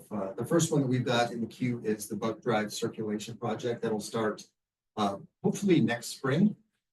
This will include a new signal at Buck Drive and North Hills Boulevard. We're going to widen Buck Drive from Lemon Drive down to North Hills Boulevard. Right now you can see it's 2 lanes. We do see a lot of backup right there. So we're going to widen that road. And then there's going to be some access management.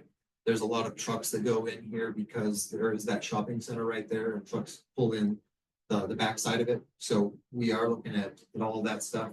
Like I said, if you look at the little map there on the left, that kind of shows the extent of the project. It's not a very big project, but we think it'll have a pretty big impact.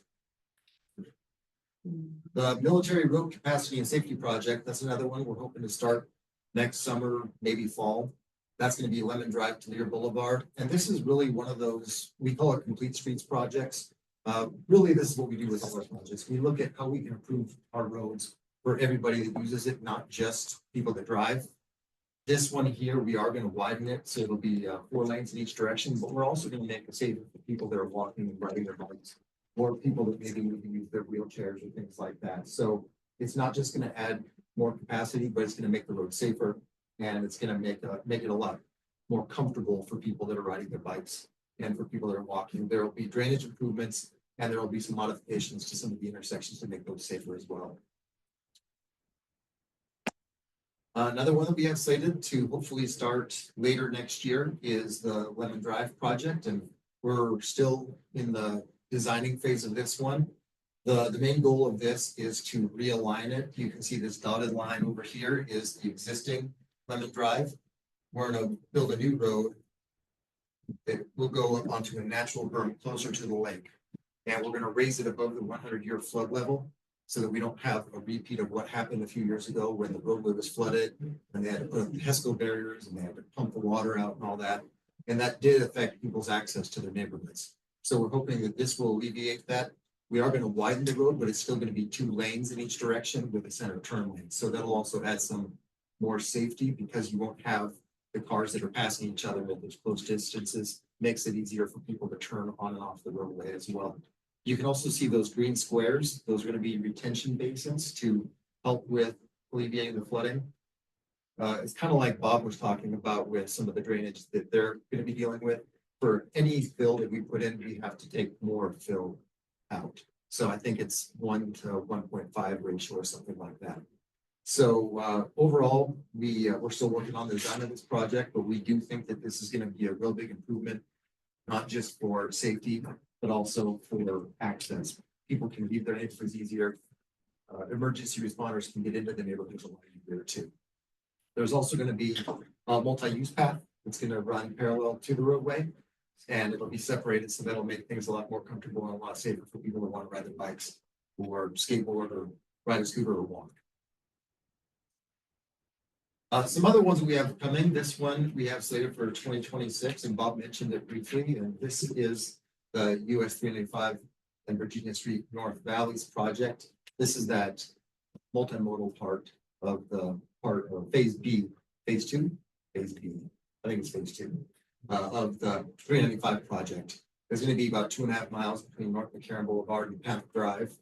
And it's another one of those complete streets program. We're going to be looking at flashing light beacons for crosswalks, really trying to improve this corridor for everyone that uses it. And we think that this will be a really important project. We've seen people get hit by cars, that we've seen fatalities, down by hands, that see places like that. So this will upgrade that situation quite a bit. And then finally, this is the one that we were talking about that will be last. It won't happen until phase 2 of 395 is done.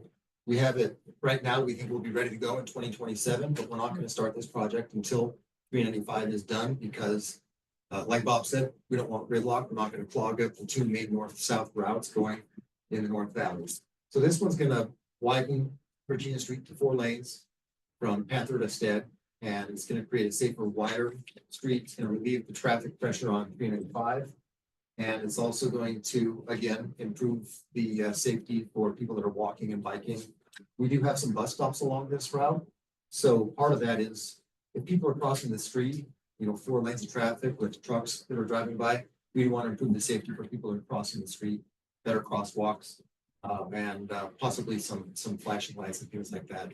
So we're also looking at the position of the bus stops to make sure that they're in an appropriate location to make it safer for people to cross too. Next. I get this question a lot. How do you guys pay for everything? So if you look at this, fiscal year 2024 budget is $220 million, and about half of that comes from our fuel tax. And that is designated to go strictly to our road construction. Sales tax is about 22%. We get about 20% from federal funding.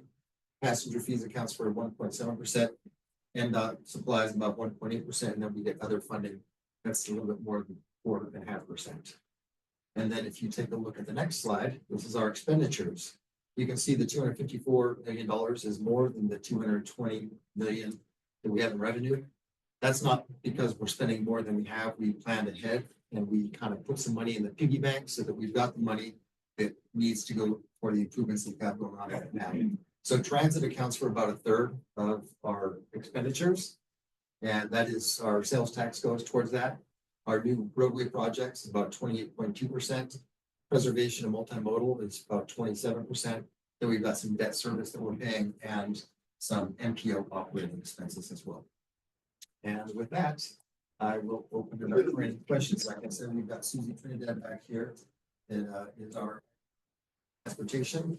I thought we were gonna have one of our engineers here to answer questions too, but it doesn't look like anyone made it. So We'll start here with Victoria on the board.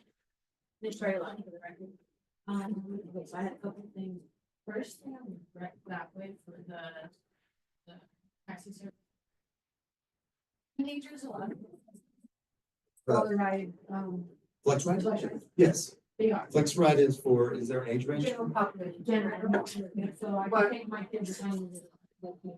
Yes, but, the only limitation is 5 and below, that's below. They have 5 and below.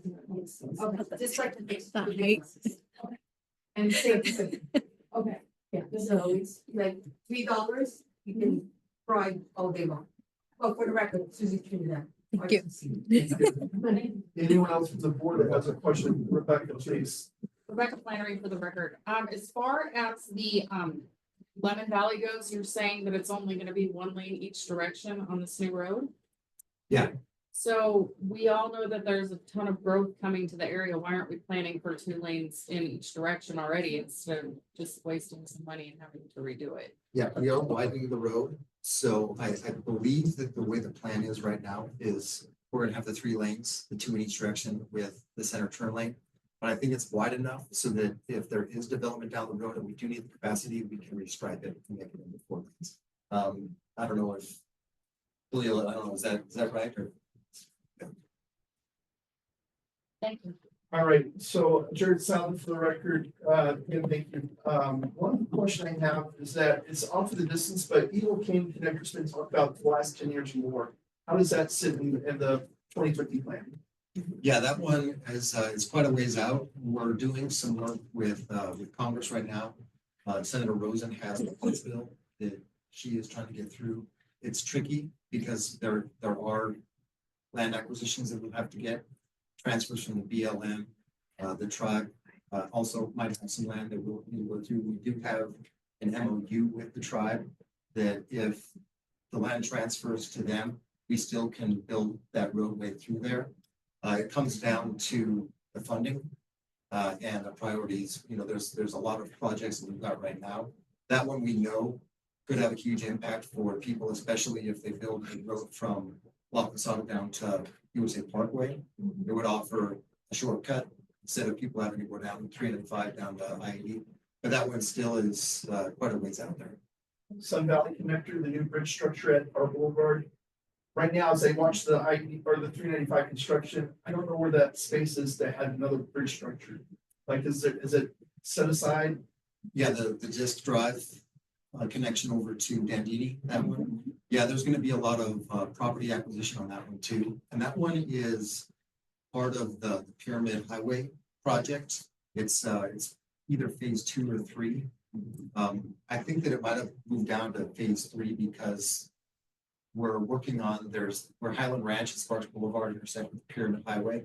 That one there, we're gonna try to speed that one up and build an overpass to keep traffic flowing over Pyramid Highway and from Highland Ranch over to Sparks Boulevard. Highland Ranch really backs up. I don't know if you guys travel. Terrible. Yeah. Terrible. Going down Highland Ranch backs up quite a bit. But people can't even make right-hand turns on the Pyramid because there isn't enough width on that roadway. My last question is the idea of flex lane use in the North Valleys. The announcement of the new Gigafactory at Stead Airport. Stead Boulevard not having lights at the Stead interchange until what, 2028, 2029? Feels like Virginia Street, Business 395, going down to McCarran. I brought it up over the last many years. If we have reversible lanes, these different travel paths, traffic could move smoother. We could have 3 lanes going southbound in the morning on Virginia Street. The bike safety, I get it, but I still feel like comparing us to other metropolitan areas, we're not using the space the right way to let traffic flow safely. Yeah, I can pass that along to our engineers.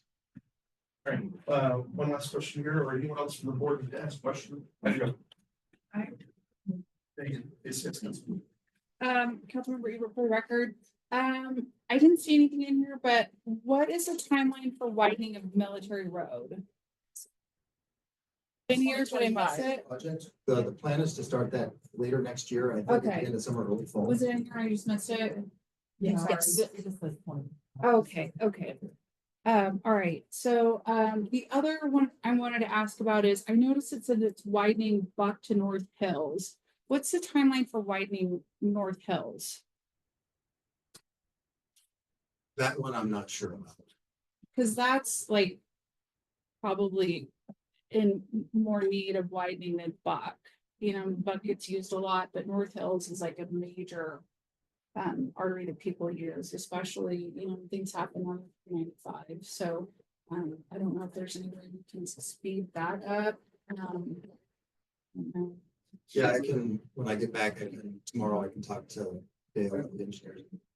See if there's if that's in the queue somewhere. Okay. Paul, can you let the public know when RTC typically meets? Because we have, the RTC has public meetings as well. Correct. Yeah. So our board meetings are every 3rd Friday of the month. So our next one's tomorrow morning at 9 o'clock over at the RTC headquarters. Next one will be the 3rd Friday of November. Is that something that can be accessed online? Because like most people can't go to them at night. Yep. Okay. Grab those up. Great. So when you show the North Virginia two projects, right? The widening of North South Side. From Virginia, that Maverick to the Golden gas station, Golden Gate gas station right there. Is there any widening going on there? Yeah, that's gonna be part of that project, the final project. The one that goes up the hill right there, the two neighborhoods. Yes. So Yeah. it will be widened to Yeah. 2 lanes on each side? Yep. Okay.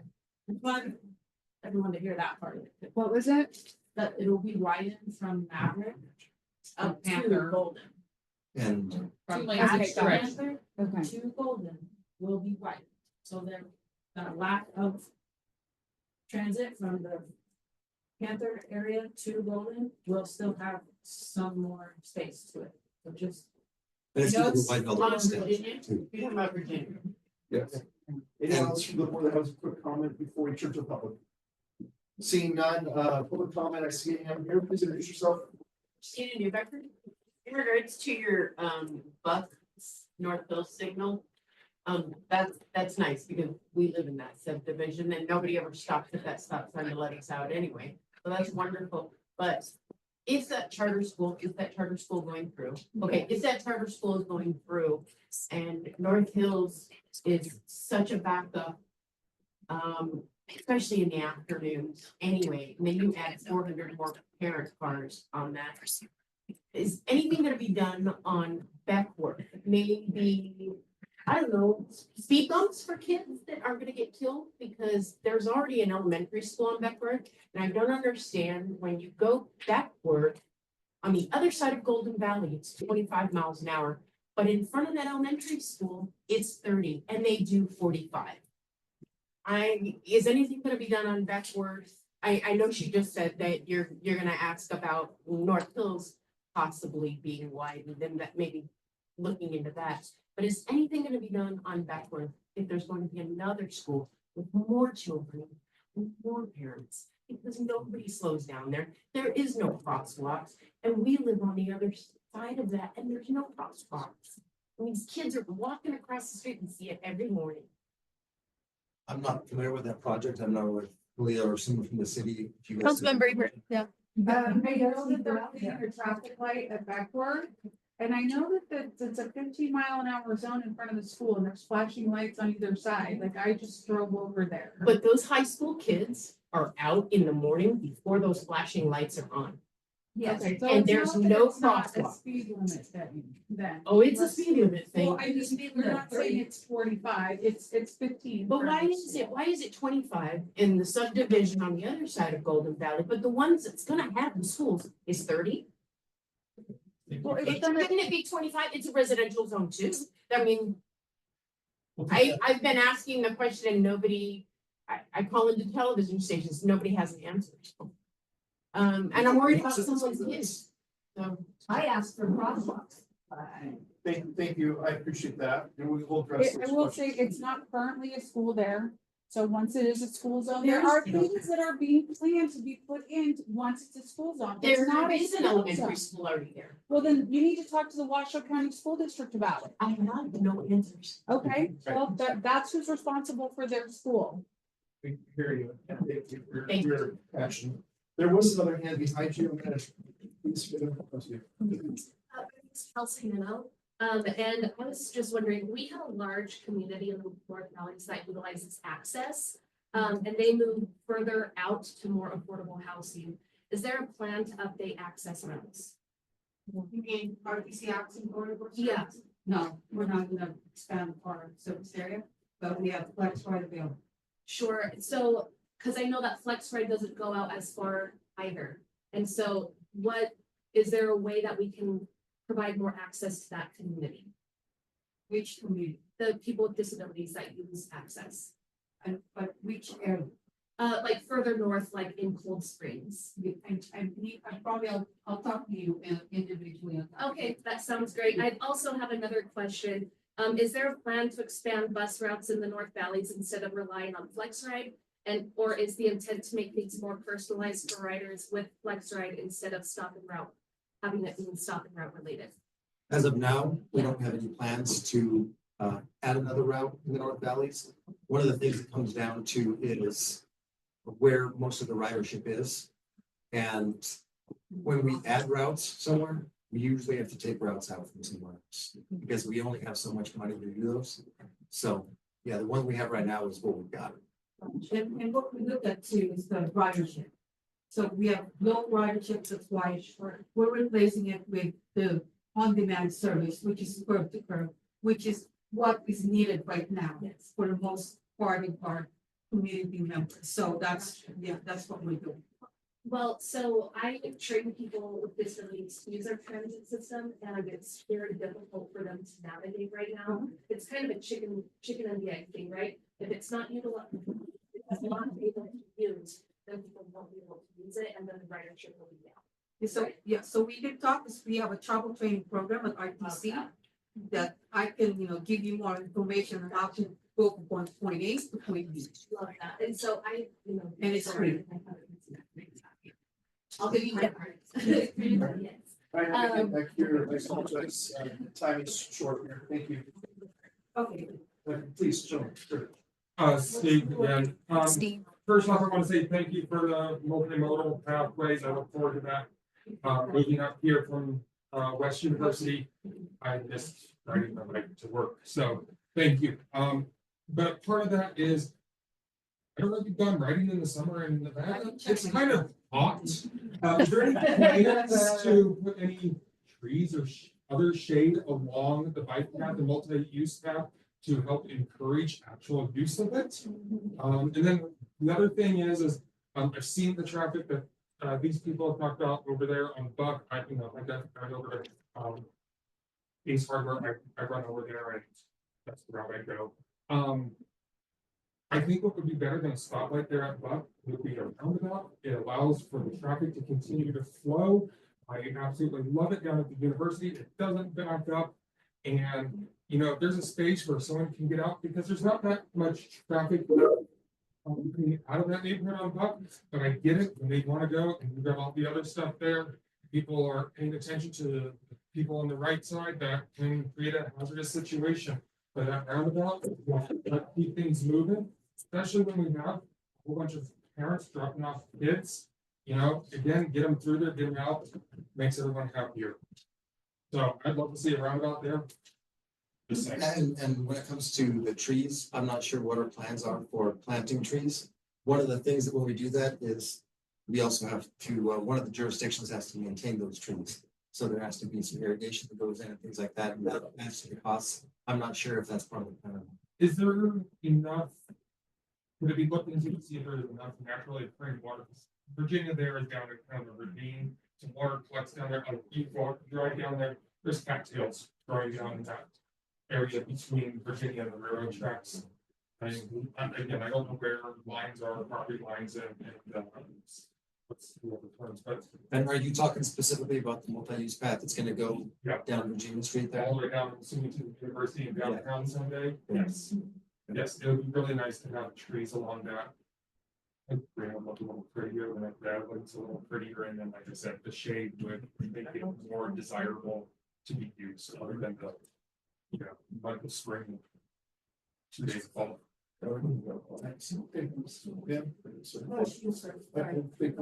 So behind here is Okay, Samantha Strasser, I am curious about if any consideration has been given to routes through the North Valleys themselves, because what I have been seeing when all these new neighborhoods are being built, they're closed off. There's like 1 or 2 entrances. That's it. Even though they're close to other existing roads, there's not a connection. And example, at Patrician, there's a new development in Lemon Valley being built, and there's currently, it connects to like a dirt road back there. But there's these red signs at the back of it, and it looks like they're going to close it off when the development is done. And that route actually comes down through the states into that Golden Valley, which is a lovely throughway. Beer Boulevard is another one where it like almost connects, but it doesn't. Is there any plans to increase some access within the North Valleys? Yeah, and Lear is actually one of them. We have a project coming up ahead where I don't know how far we're gonna extend it, but that is one of them. I think, what was the one, the street that you were just talking about? Not Patricia, North Hills. I think there's gonna be a connection on that one too, eventually. So there's a lot of things we're looking at in the North Valleys. We understand how much this place is growing, and it's like Bob said, there's construction all over the place and it seems to be never ending, but with growth, we need to improve the infrastructure too. So we're looking at all kinds of different plans.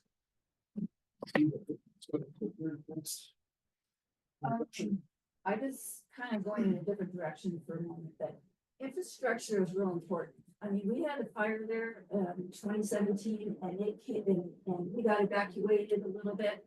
And there's nowhere to go because there's no infrastructure. Is there, and you talk about money, so why don't you have the developers pay more for their development, that they have to pay a certain dollar amount, you know, in order to make more roads? Like Golden Valley, can't Golden Valley go out and then connect with, what's that one I saw today, Hogue? That's over near the Bonanza. Why don't we have another, you know, another road that we can get out of, not just the existing roads that we have? The other thing is, I read that the lithium battery thing is going up out there. You're gonna have trucks on Lemon Valley, you're gonna have trucks on Stead. They're gonna have to go past the airport in order to do this. They're going to start off with 200 employees. They are going up to 1,000 employees. The roads out there do not constitute this. Plus, they're going to be going by all of the schools and stuff. I'm very concerned about the kids right now. There's not anything that's protecting them. You know, no crosswalks, roadways, whatever. So infrastructure is important. I think that we need to build roads, even though there's nothing out there. We need to have a road to get out. You know, like you go out to Antelope Valley, we need a road that goes out the other way, that goes towards, you know, downtown or something to divert some of the traffic that you have in this area here. Is there any new roads that are going to be built before anything else? And why don't you have the developers pay money into RTC for the roads? So on the developer front, they do pay what we call RIF. And I think it's right around $5,000 per housing unit that they build. And then that goes into a fund. And then we were able to use that. One of the projects that we recently completed was paid for with RIF funding. That was the Sky Vista project. That was completely paid for with developers' money. So we didn't have to use any tax dollars to build that road. We've also got down in the South Meadows, they're working on Steamboat Parkway right now, the same as they were using RIF dollars for that one. So there are fees that they are paying that do go towards infrastructure. Can't they build the roads prior to? Well, that's a sticky point too, because like one of the things that I was talking to in one of the Lemon Drive meetings was they were saying, well, if you build this road, that's just gonna encourage people to add more development. On the flip side, when we did the Sky Vista widening, we had people asking us what took us so long to do it. And sometimes it comes down to, yeah, we'd love to get ahead of it and build those roads before all the apartments and all housing goes in. But we also have to balance that with the funding we have to build other projects throughout Reno Sparks too. So do we fix roads that the population's already there? Or do we build roads for the population that's still to come? So it's kind of a balancing act. Yeah. Thank you. People getting out. Thank you. Can you, so it's your name? I didn't hear Oh, that. Linda Sylvia, I'm sorry. Linda, thank you. Ma'am, you had your hand over there. Lisa Vincent, and kind of with that, the infrastructure for standard, I'm sorry if I misheard, like, from the beginning where you guys were talking about that. Has there been a study done on that roadway for this new lithium, sulfur gateway category? I don't think that we have done a study on that yet. Well, we were at that meeting yesterday and we were talking to the people from the airport and it was me and our executive director that were out there and we were joking around, being like, well, you just got more work for us to do. So yeah, we do know that will probably likely cause us to build either more roads or extend roads because we know that that's going to add to the capacity, especially right there around the airport. Especially with the traffic. And will that be before or after? Well, I don't know. It's brand new. So. Right, yeah. right. Understand. Thank you. Kelly? Kelly Gore for the record. I'm right there with my fellow neighborhood. I would love to see instead of no, not at this time. I would love to see that the answer is we're looking into it as the number 7 bus is the 3rd largest producer for RTC and making money on its routes. And we have so much more connectivity that we're just missing the bus. Like we're missing out on making that money with RTC and giving back to those communities. I'd really like to see with the expansion of Lemon, you know, the bus route expands because you are doing those connectivities where you can ride the multimodality, where you can ride your bike into an area to then ultimately catch the bus or walk or scooter. I mean, the same needs to be extended too. And then yes, with the lithium mine, that has been in the plans for 2 years. It just wasn't named what was going in there. But $1 million or million square footage with the airport has been in the works for 2 years. So this is where I've been saying this is the new news, and we're 2 years behind the line. So I encourage RTC. That's why I sit on the multimodality with transportation to speed it up, to get the ball rolling, and to get the community the access it needs, and definitely with Red Rock, we love using, you know, the transits and the flex rides and stuff like that. That is one big seller to my veterans, to my community, the teenagers. in the neighborhood of getting out there is using that flex ride and empowering them, to use that, but it would, I mean, just one more bus stop would be an outstanding factor out there, but, yeah, just, I encourage you guys to speed up that way. Any other, further public comment either here or on Zoom? Seeing none, Mr. Chair. Thank you so much for your presentation. We look to. Thank you, Paul. Thank you so much. All right, we have a presentation. No. Okay, so we're gonna make a change to the agenda. Abigail Mayer for the record. So the applicant was having some issues getting onto Zoom and he had an emergency. So I'm piecing this together. We're gonna give him a call and he's just gonna be out of here. Oh, hi. Come up here. I know he doesn't have a formal, you don't have a formal presentation, correct? So you're just here to take questions about the project? Yeah, that was what. Yes. I understood, yes. Yes, of course. So if you want to come up here and introduce yourself and talk to us a little bit about your project, and then they can have some questions.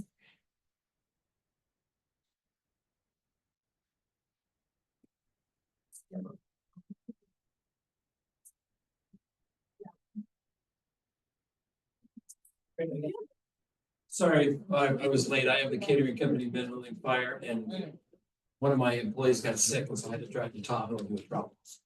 So that's why I had to shoot back here. So I'm the owner of 7705 Security Circle, and that's right on the corner of Security Circle and North Virginia Street, right across from the 7-Eleven.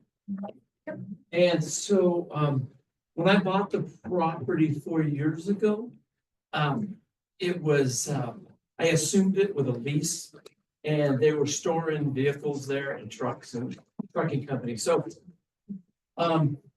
during my process of with the property, and there's a zoning change, I have Lions RV and boat storage.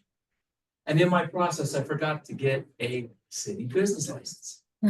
So in that time, what happened was 2 years ago, we changed all the zoning. So where I'm doing is going with the zoning, saying, yes, I agree with the new zoning, and I'll change my property to that. And what I'd like to do is continue to store RV and boats there. And so that's where I'm going for, so I can get my business license to be able to operate my company. Okay. Sounds good. Anything else you'd like to share before we go into questions? The property prior to that had an existing lease on it when I bought it. And they had been storing vehicles and cars there for, I think, 15 to 20 years. So there's prior use for that. Yeah. And we do have a City of Reno representative online if you guys have technical questions. All right, so we can open up some questions from the board now? Yes. Great, any questions from the board regarding this project? My question might be, based on the 2.2 acres. It's 1 I'm sorry, I was reading the wrong area. The question is there a limit to the time of operation on that piece of property? I don't have any time right now, but most of my storage that I do for the boats, they come in and they spend 8 months there. So I'd say 65% or 70% of all my customers don't leave or come for 6 months. Because once they put their boat in there, they don't take it out until, that's it. And so I think I was kind of keeping track of my customers when they come. And I think I have maybe 1 week. Comes by. All right. Very good. Any questions from the public regarding this project? Sorry, Miss Councilwoman here. I'm Councilmember Ebert for the record. I trying to understand, so you started the project, you don't have a license, or what? So, so when I bought the first piece of property, Yeah. I bought the property 7705. Yeah. Okay, so I moved in and I immediately started getting like the neighbors in this neighborhood and stuff. Hey, can we store my boat there or car there? And I said, yes. So when I bought the property, I bought it under Lions RV and Boat Storage LLC, thinking that I was going to maybe go ahead and do this. So that's the LLC, the name of the thing. So then what happened was I started to like do business. And I forgot to get my city business license. I have one for minimum fire. I've got liquor licenses. I just forgot to get a business license. So then I was contacted by business license and said, hey, you gotta have your business license. Completely forgot. So I went down, filled out all the paperwork, but then the zoning changed. So because. Was that between when you bought it and? when Yes, you got- because okay. 4 years ago, it was light industrial. And then the last 2 years, it got changed to follow the city code. Okay. So that's what I'm working with Daniel and everybody. And you already had boats stored there? Yep, yeah, they're before all- that changed? Yep, Okay, yeah. okay. And no, Interesting. minimal impact to the neighborhood. One thing I will say for you guys that would probably help out is that I always plow and take care of the bus stop there because I'm on the street, right?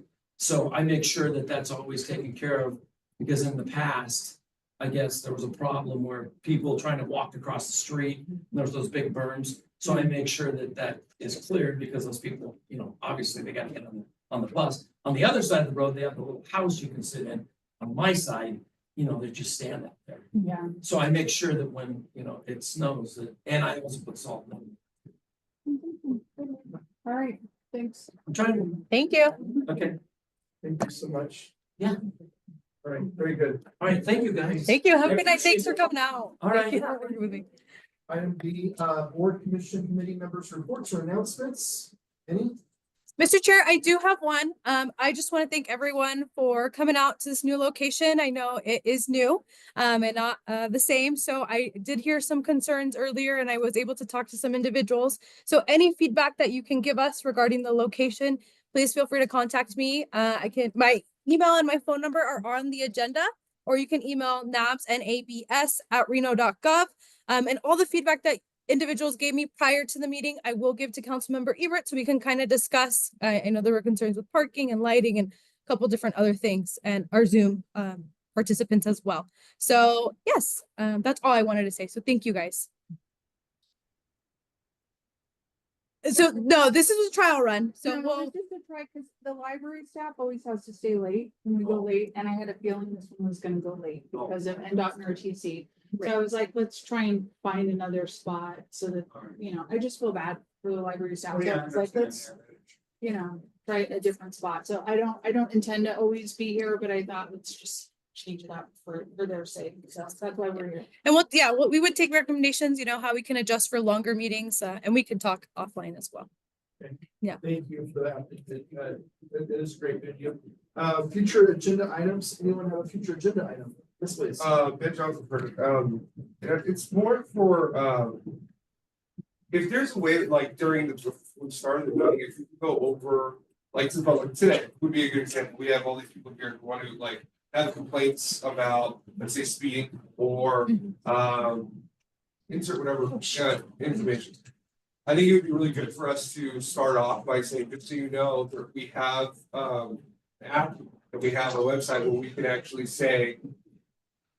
Reno Direct Plug. You want us to do a Reno Direct Plug? Yes, no, But thank you. actually point Understood. that out at Yeah. the beginning, just so you know, you have an issue with XYZ, it directs you to the correct location for an issue. So it'd be helpful when we actually have one person come out for the first time, or probably the only time I come out, it's hard to see it enough. Yeah. To have that on the future agenda, maybe we start off every meeting with that. They're just 30-second snippet of what that is and how to use it. Yeah, So, I can definitely always include that in my stuff. Yeah, that's a great idea. Thank you. Like poster or something that we can put up every meeting that has like a list of contacts or something. Yeah. The bigger contacts, not so much the little one. Yeah, but like the end dot ones and stuff. They can just Look there. Yeah, I'll get with Councilmember Eber and see what we can do. Thank you, For guys. myself, I was thinking that I would love to hear an update on parks and North Valleys, maybe in like Q4, Q1, if we still can. You know, I'm sadly disappointed that I had to work last week and I couldn't go to that party, but. I missed you. Space and the things that we can improve quality of life. The other thing what I sort of hear is that there's mixed feelings. Like, I thought that the air show that took place was going to help replace the air races, but I'm hearing that the air show is not going to repeat. But you know, that's true or I not. have info on that, so I know that it's not gonna be back next year because they have a previous engagement, but the plan is for them to be back the following year. And I've been told by the airport board that it's going to be planned for every other year. I'm trying to have it be every year. It was, I believe, very successful this go round. So that's, you know, a good kind of way to get it coming back, you know. I went on Saturday and I heard that the tickets were sold out on Saturday. So that's like a really great kickoff event. So hopefully we can come to a point where we'll be here every year, but they said it's not possible to be here next year because it was already booked for something else. No, I just had a question. Yeah, for yeah. you on that. Do you know how this factory impacts it? Because I don't know if you've been out to the site, it's right at the end of the front. So how does that? I couldn't tell you how that's gonna affect Right, it. where the airport board, has it said anything about? There's laws for where, how close they have to be to there. I mean, the federal government does that with the aviation board, so they're gonna be built. And I know, also, so that's the thing. They can't build it so high that the airport is no longer. But Yeah. also, the airport is like its own kind of Yeah. bubble. Like, I don't have the ability to vote on it, like, they have their own thing, yeah. And also, from my understanding, it's like not, it's, yes, at one end, but it's not like it's right at the end of the runway, it's like before. I think it's north. Yeah, so it's like building and then the runway is further down, but you know, they're kind of like under a different regulation, like the city council doesn't really get to dictate what they do, unfortunately, so. Yeah. We used to have a zoning, FAA zoning a lot for the airport in our packets. Yeah. Years ago, when it counted, you could see how the development from warehousing to housing comes off the airport, direction of the runway Yeah. determines for safety, for what they can build in certain areas. That's why there's no housing up there, there's warehousing in the housing that they have in because the FAA zoning allows looking at single family, not multifamily at far end of a runway. Yeah. So that's kind of like where I'm going. Is there any way that at a future meeting, maybe we can get the airport authority out here to answer some questions for us? Do you think they would do that? We can ask. I don't see why it would hurt because it does affect us with that airport. I would like to know what their plans are over there, since we should probably have some kind of a head start instead of finding out last minute we're gonna be breathing sulfur. So I take time to read the agendas from the board and finances on renoairport.com. You can see all their public agendas, just like our agendas, and it's pretty detailed to see where they're spending money and how they're approving work with like Germany or other projects that are happening at the airport for warehouses. So that's one place. I just want to take a quick moment. Any other quick agenda items? I would like to say to those that are still here that the door is open. We'd love to have you apply to be a part of this board. There are seats available. And there's alternatives available, and we don't ask for your blood or money. It's free. So You can Zoom. Yeah, I can. yeah. We're going into into public public comment, please. Thank you. Yes, please. For the record, I wanted to just follow up with you on your ask for NDOT and the towing. So the National Transportation Authority, the NTA, is who oversees all the tow truck companies, the buses and stuff like that. It's actually against the law, their tariff to do that. They cannot access and just be ready. What happens is they're given a signal, and so each vehicle, each tow company's vehicle is given a little like find me locator. And so when an accident occurs and there's dispatch is gonna dispatch the closest tow truck to that location. And sometimes they're on rotation, so they don't always get to like, oh, there's an accident here and I'm, you know, whatever, I can go, nope, they're not on rotation. They don't get to show up.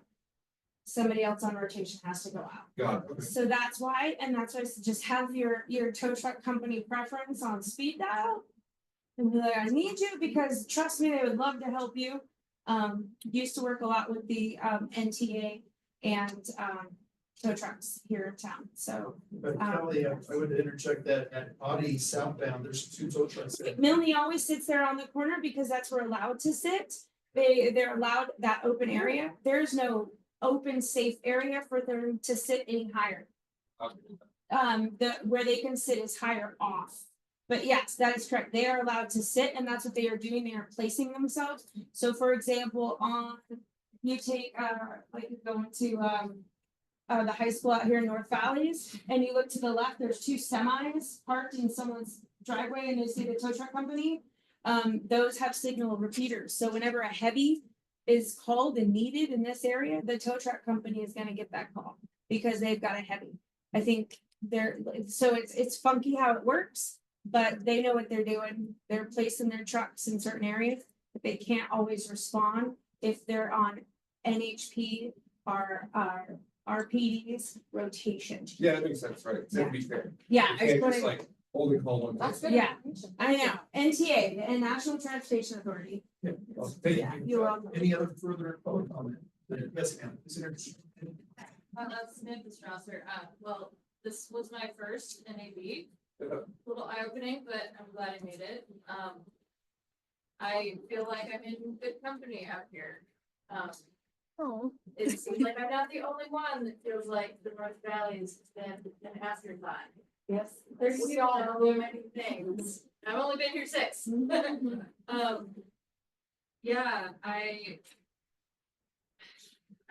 Yeah, one of my big concerns is the lack of commercial development that hasn't kept up with the residential development.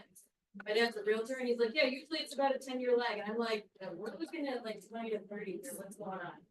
You know? If there was more opportunities here, I have to drive into town for almost everything. I have to. There's nothing up here.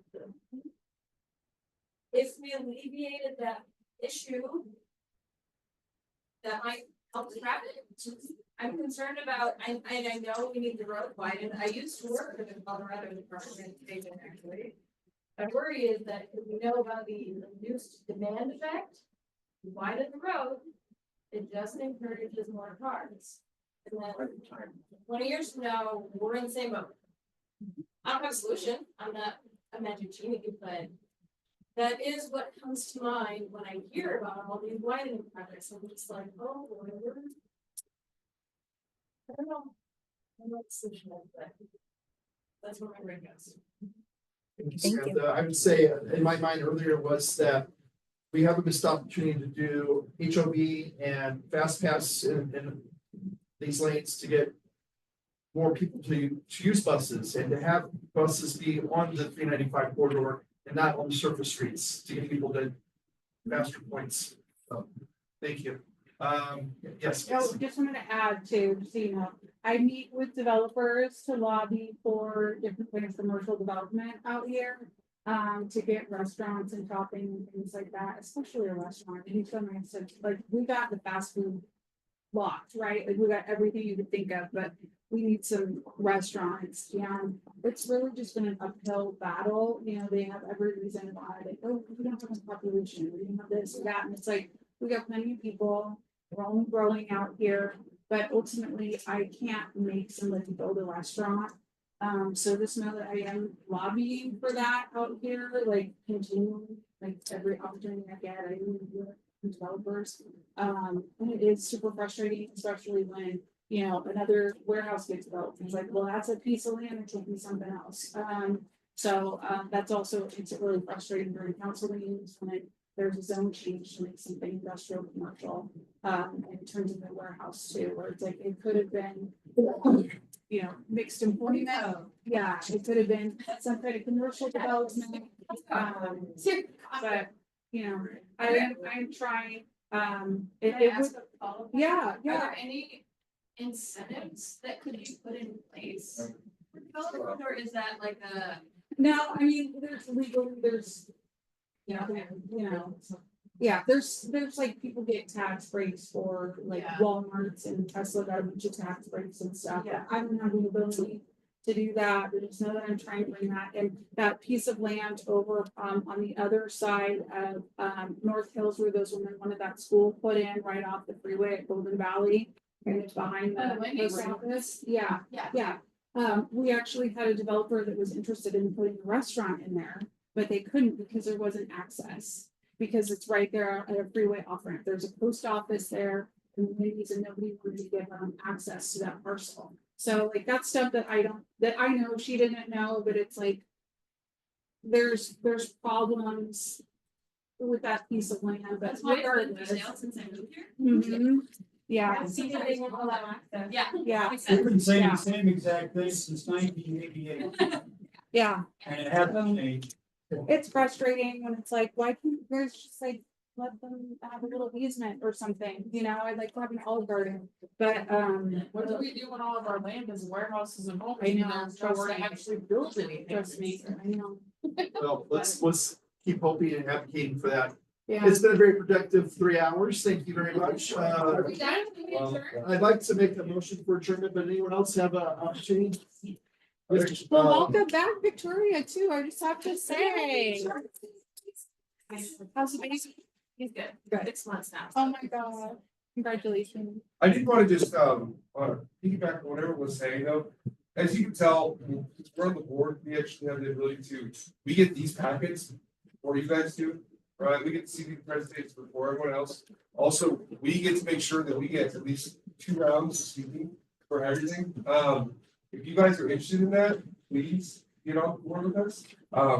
We only have a few members. We have 3 open available. Yes. This allows you to be like, I'm really excited that I'm on this now, and I've been for not a year yet, but just to be understanding what's going on in your neighborhood. And also, I don't really get to say, right? I can't change anything, but I have the ability to always be able to ask the question and not worried that we're gonna run out of time for my public comment to go through. Right? So there's not weights being on the board, but there's a level of like, they're going to answer my question. You know, and if I can ask it 3 times, they're gonna answer. So I'm just pleased if you guys feel like you want to be on that, be involved, it's 2 hours a month. This Can I one's just add to 3, that? but That we also have our wonderful city council member here who's fighting for us really hard. So it is nice, you kind of feel like you are doing something and accomplishing something and actually getting to go to the source and not just complaining on social media. You actually feel like you get to be part of what's happening out here and have some sort of say, so. And I have to say too, that I have seen projects come before the NAB. Have the developers listen to the comments and questions from the NAB and, you know, the public and actually make changes to the plan. So I know a lot of times people feel like it doesn't make a difference, but it does. So, you know, if nobody's a mind reader, they won't know how to change things if they don't hear from us. So anyhow.